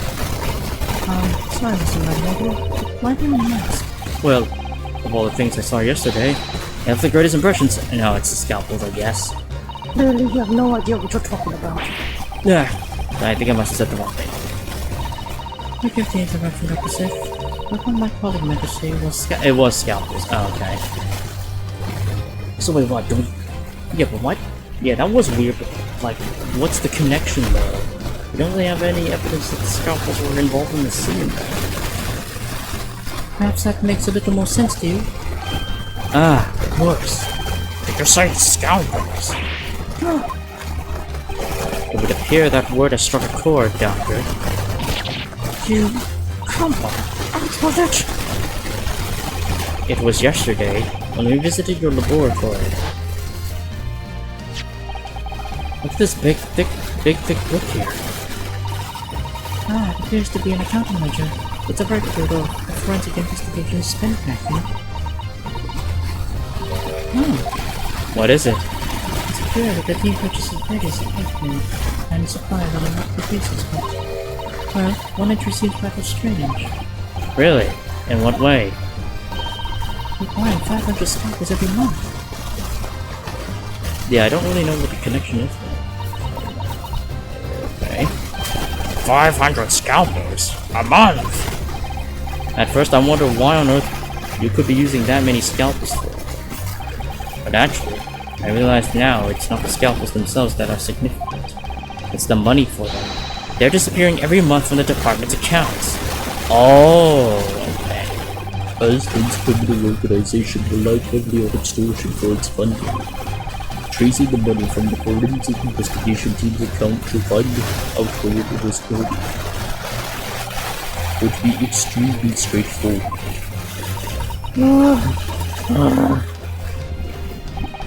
10 years ago, when Mr. Aspen was still a journalist and wrote this article about Mr. Drebber, he may well have stumbled upon information as he was researching the story. Information relating to Dr. Sith's darkest secret that he would use to rack money from her for the next decade. Our darkest secret? Good lord, you mean? I don't know what happened on the night of that execution 10 years ago, but clearly the opportunity to rid yourself of that menace was too tempting to pass up. So in the end, you weren't coerced at all, were you? You did it entirely of your own free will. You stabbed Mr. Aspen in the heart with all your might. To silence the blackmailer who knew your dark secret forever. You'll never understand. None of you. What we've had to keep covered up all these long years.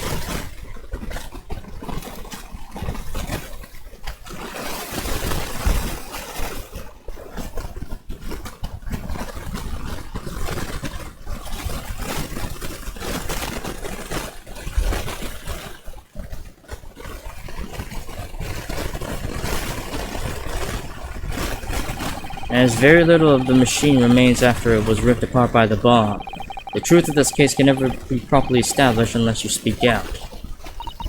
And if you decide not to, it's very possible that Dr. Sith will escape punishment for her crimes. Please, now, own up to what you've done, and tell the cult the truth about what happened.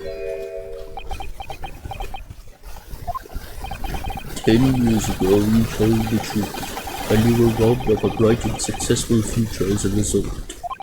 I can certainly understand your bitterness and your consternation now. However, this is surely the chance you've been waiting for, to sever the hold that Bates had over you all these years. Super high voltage instantaneous kinesis? I mean, really.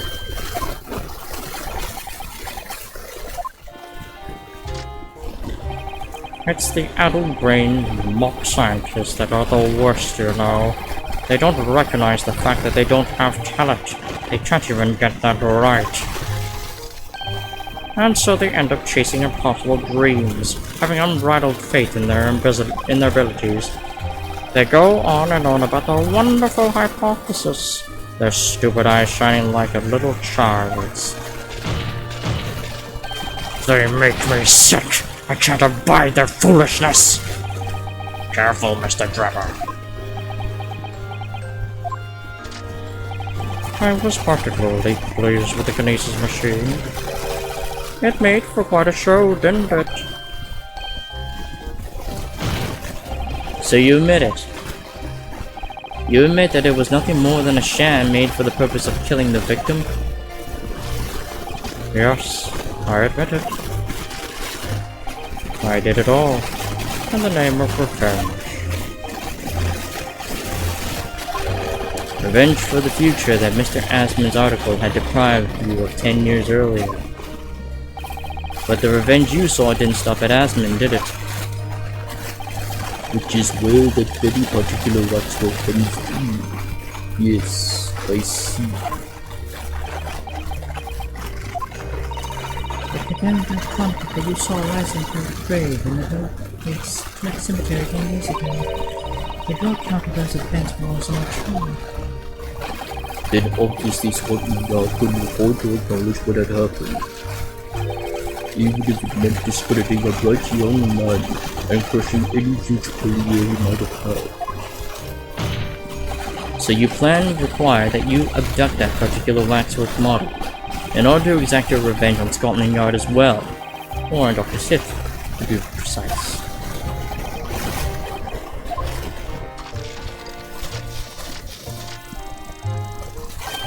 It was a year ago. By some extraordinary twist of fate, has been turned up at my workshop. He didn't remember who I was, of course. He just wanted to employ my services as an engineer. And he happened to have a paper with him.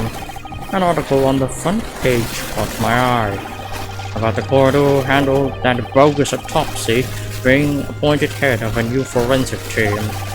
When I learned that news, my cognitive processes started to devise the plan. What a hard tale.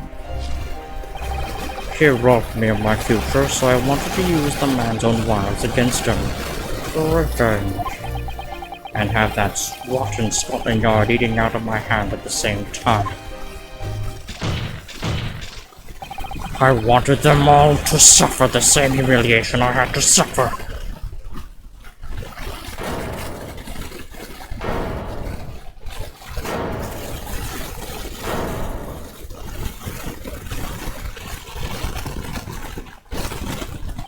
Your actions against those who ruined your future were justified as revenge, at least to yourself. Certainly, no one has the right to destroy another's prospects, especially for purely selfish gain. And yet, in carrying out your plan, you did exactly that to someone else, didn't you? Did I? Professor Harebrain's only crime was passion for his hypothesis, but you have no compunction about sacrificing his future to effect your revenge. You knew that he would be forever branded a failure and a fraud. Perhaps life treated you unfairly 10 years ago, and others' misconduct left your life in tatters. But remember this, your own actions resulted in exactly the same thing for another perfectly innocent young man.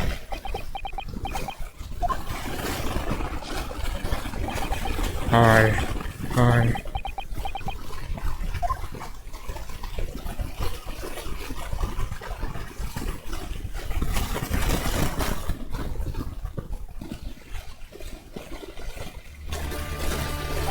Lord Von Zix, what of Dr. Seth? An immediate warrant for her arrest has been granted, and she's been remanded in custody by Lord. I presume she will face trial in the coming days, along with Mr. Trevor. A most regrettable situation indeed. She's made great contributions to her profession over the years. It is a really hard truth to swallow. However, that is a topic for some future occasion. For now, Professor Harebrain. Oh, yes? It seems there was a great deal more to your experiment than you realized. However, I think we can assume now that all the sordid details have been brought to light. This has been a very long and profound trial, but I'm pleased to say you are absolved of all guilt. Yes, our experience has taught me a very great but painful lesson. Me, this dedicated scientist, this devotee of natural philosophy. I've been selfish and self-centered, and above all, a fool. Professor, I spent my life thinking of nothing but my research. Misguidedly believed that I could do whatever I set my mind to, despite my lack of talent. And the worst of it is, in the process I've caused others pain and misery. Others who are far greater people than I. No, Professor, that's not true. What? Don't tar yourself with the same brush as Trevor. What happened was his doing and his alone. This outcome is his fate, not yours. You're not to blame. oh fuck, I skipped on this one. You're not to blame in any way. Lord Von Zix. And the derision with which he referred to you earlier, calling you a fool, talentless even. The man has no idea. To believe in yourself and to work your fingers to the bone to realize your talents. That's laudable, not loving.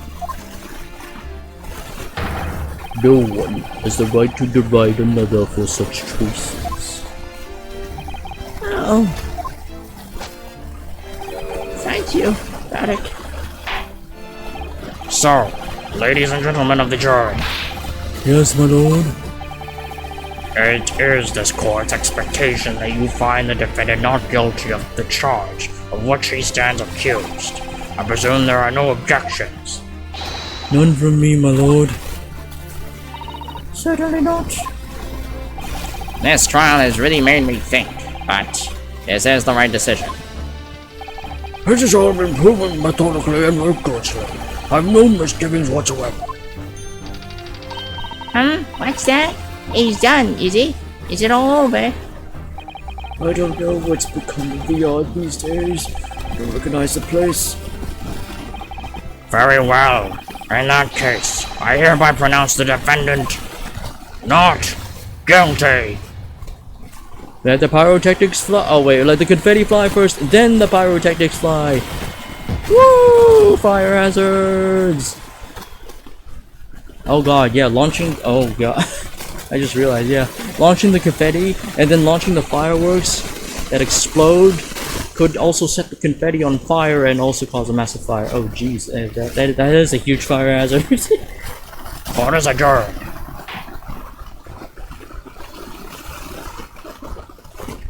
That's just calling for a glitter bomb. It's over. That was some trial.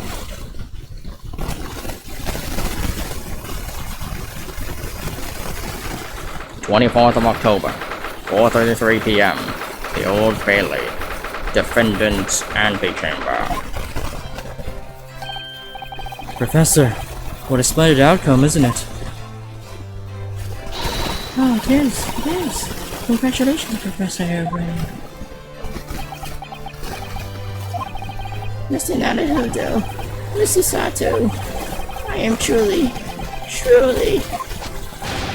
beside myself with gratitude. How could I ever thank you enough?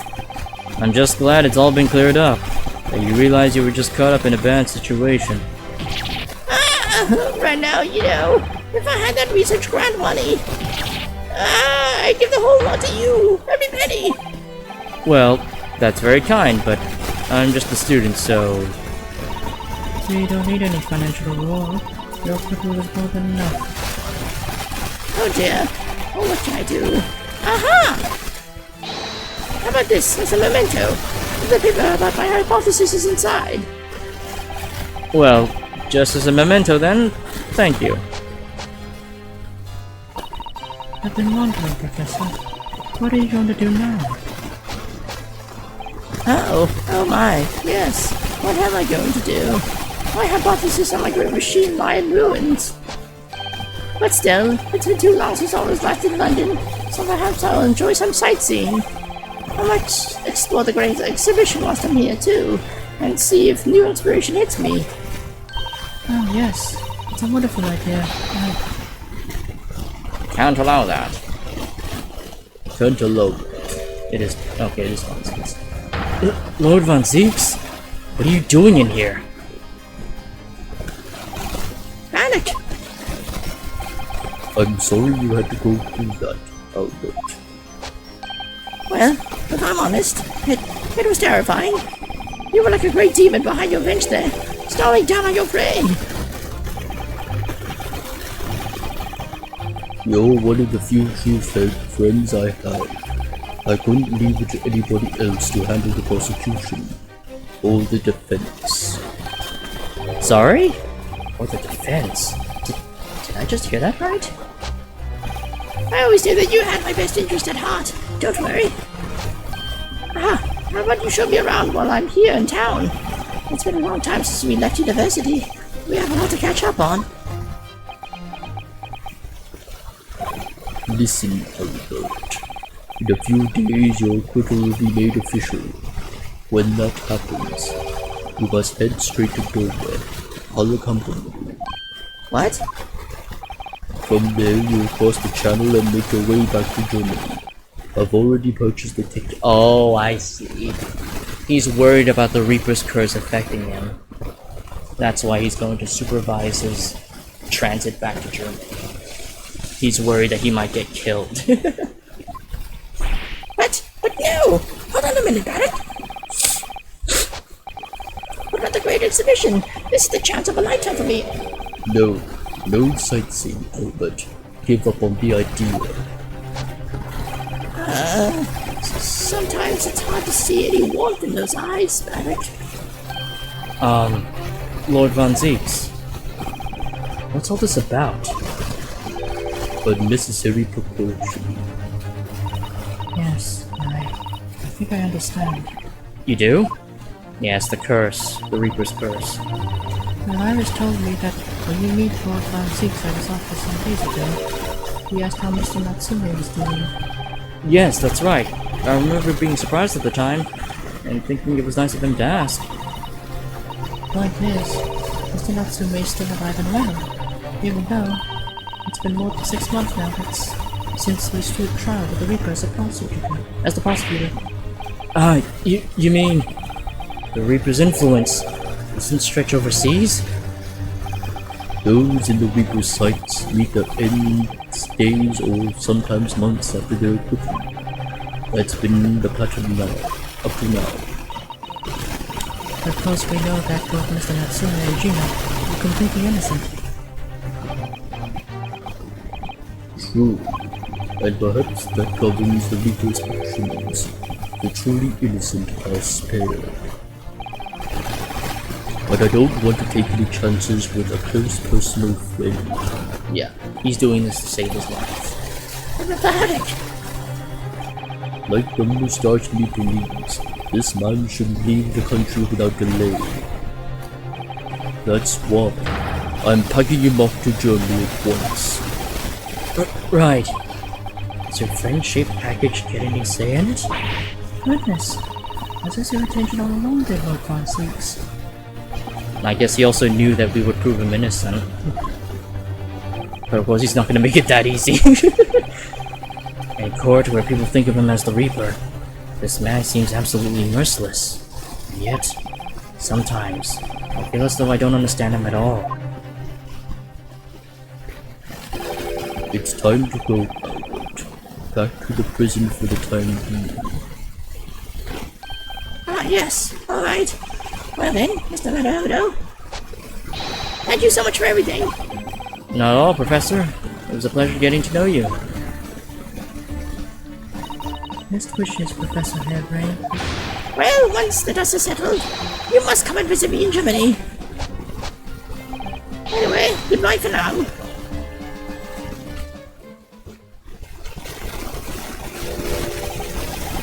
Now, my new news friend. Oh, yes? I thought you'd gone too. We have matters to discuss. Can you spare me some time? You want to talk with me? I'll be waiting at the courtroom in 10 minutes. Oh. Ooh. Well, that was strange. For some reason, I didn't get that sense of impending doom as he walked away this time.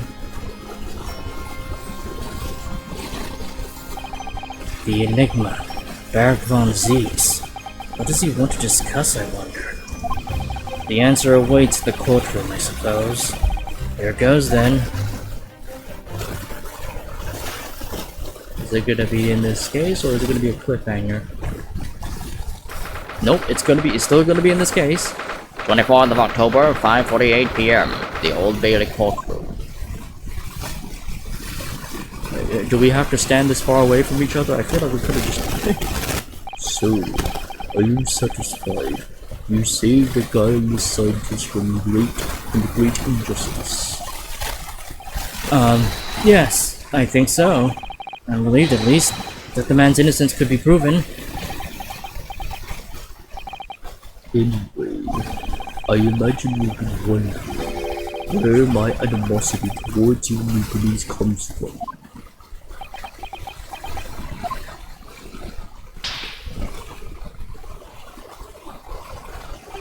Well, at first I thought you just didn't like me. I imagine you saw me as a pretentious child from an unimportant land who had no business being here.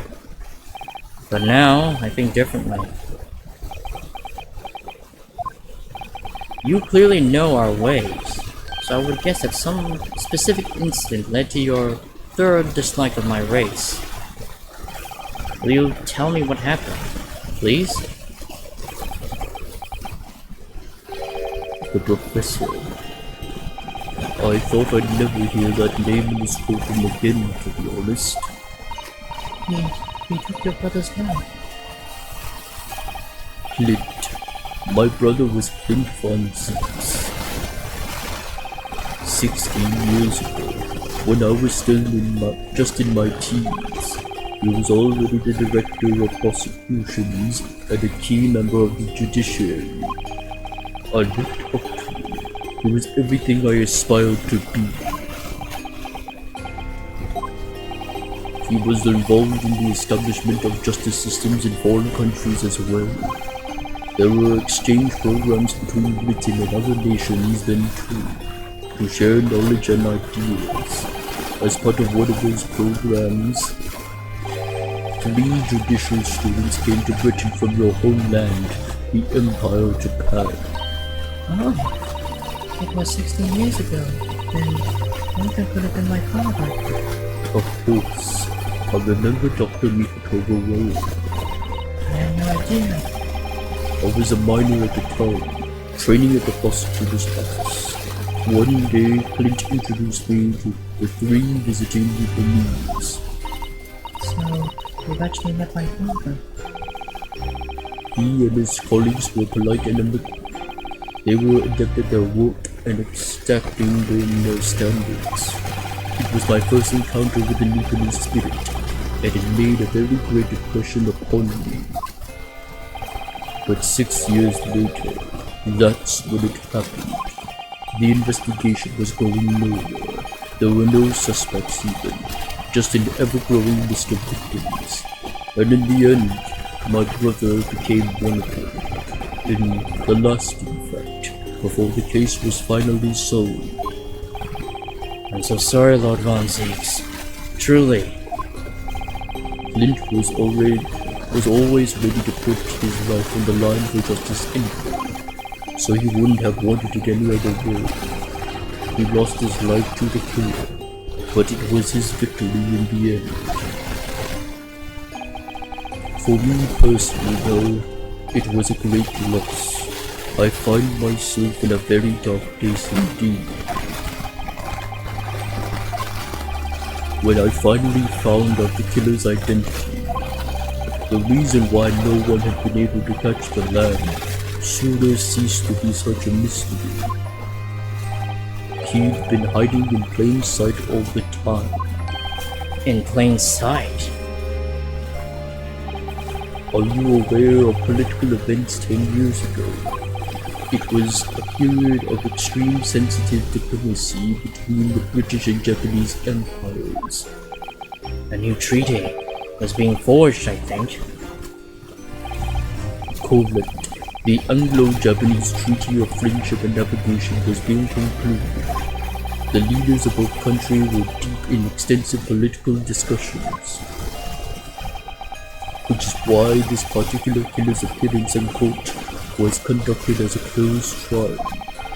The British public had known the identity of the killer. Not only would the treaty have been in jeopardy, but our 2 nations could very well have ended up at war. What? A war? Between Britain and Japan? But that would be...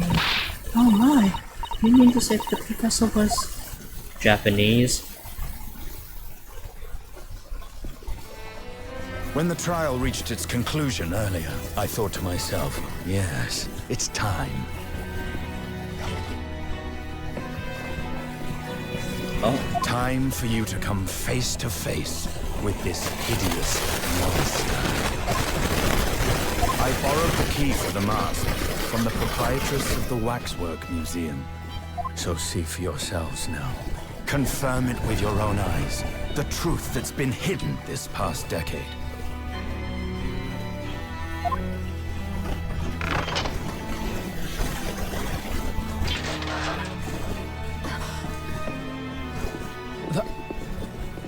That's the professor? Yes. Until now, the thought never even crossed my mind. That the mass murder, whose crimes shook Britain as never before, was Japanese. Yeah. Wait a minute. That face. I feel as though I've seen it somewhere. It's strangely familiar.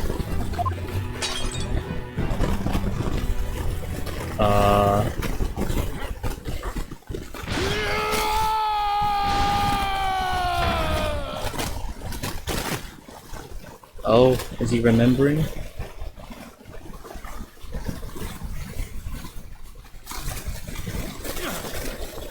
Yep, it is Kazuma.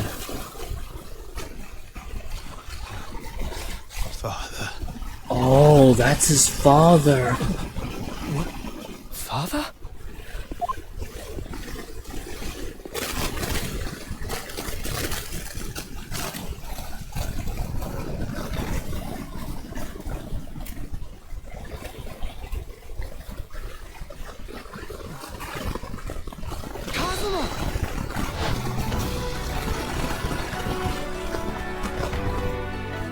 My best friend, Kazuma Asogi.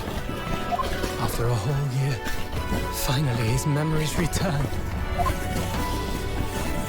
But what does this mean?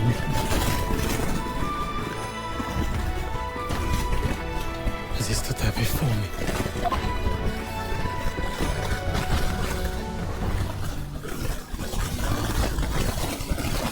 Ryunosuke.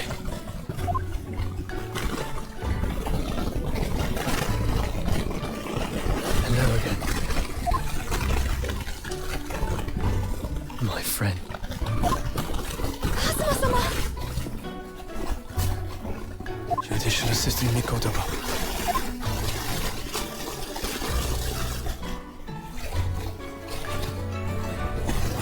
It's been a very long road.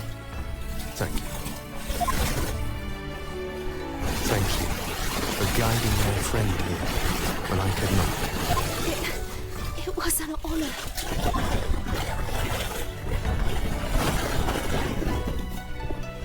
I knew you wouldn't die that easily. Kazuma.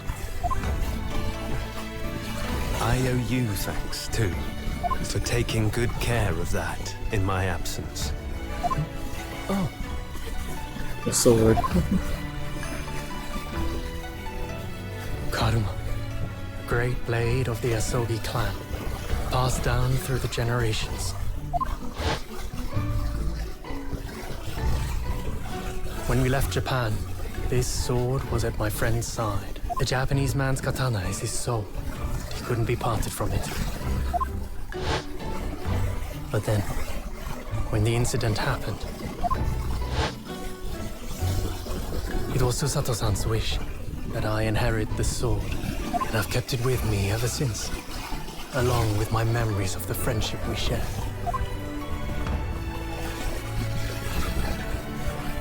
With this by my side, I always felt that you were watching over me somehow.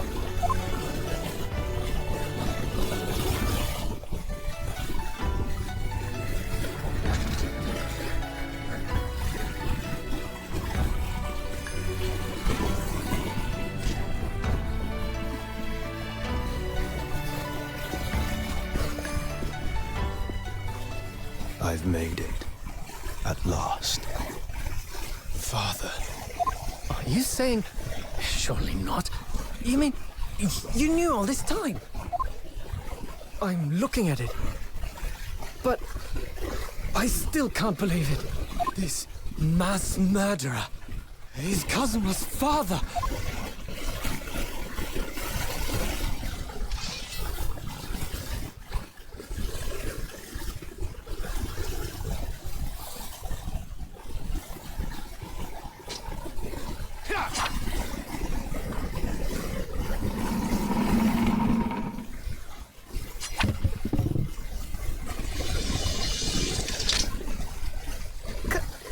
Kazuma-sama.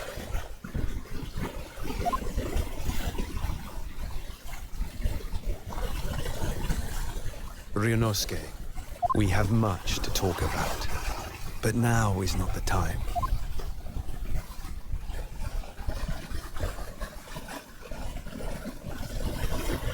I'll be seeing you.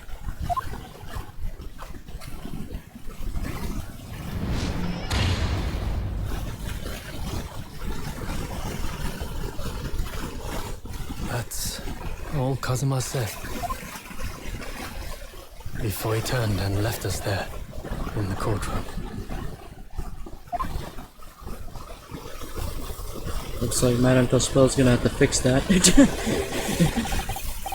So he's the living after image of the man who took my brother's life, is he?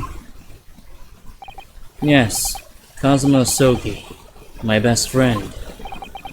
3 months ago, when Lord Strongheart introduced us, I had an inkling there was something there, some connection. But why did Lord Strongheart do that? Why did he make Cosmo Lord Von Zieg's apprentice? And when he was suffering amnesia too? The man was apprehended, even executed, but his legacy just won't die. That's the sad truth. Anyway, that's all I had to say. I thank you for meeting me as I asked.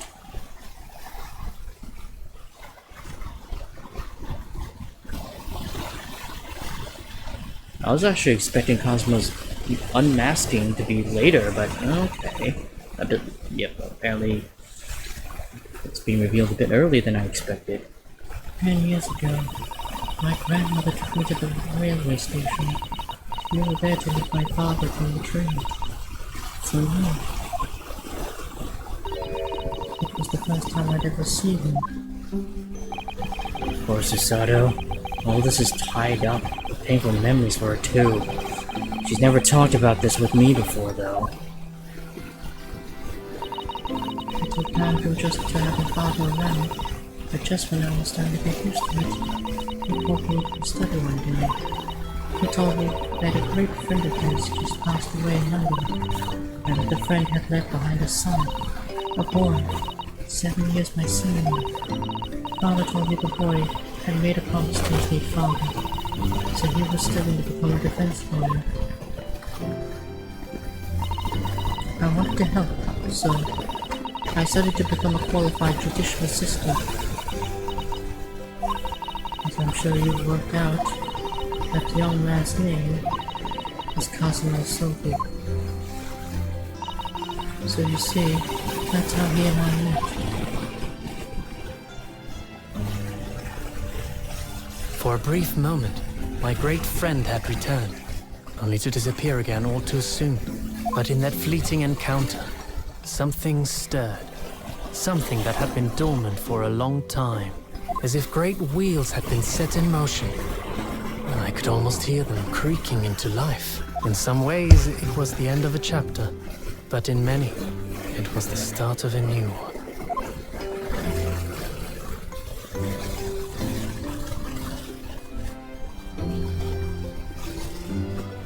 And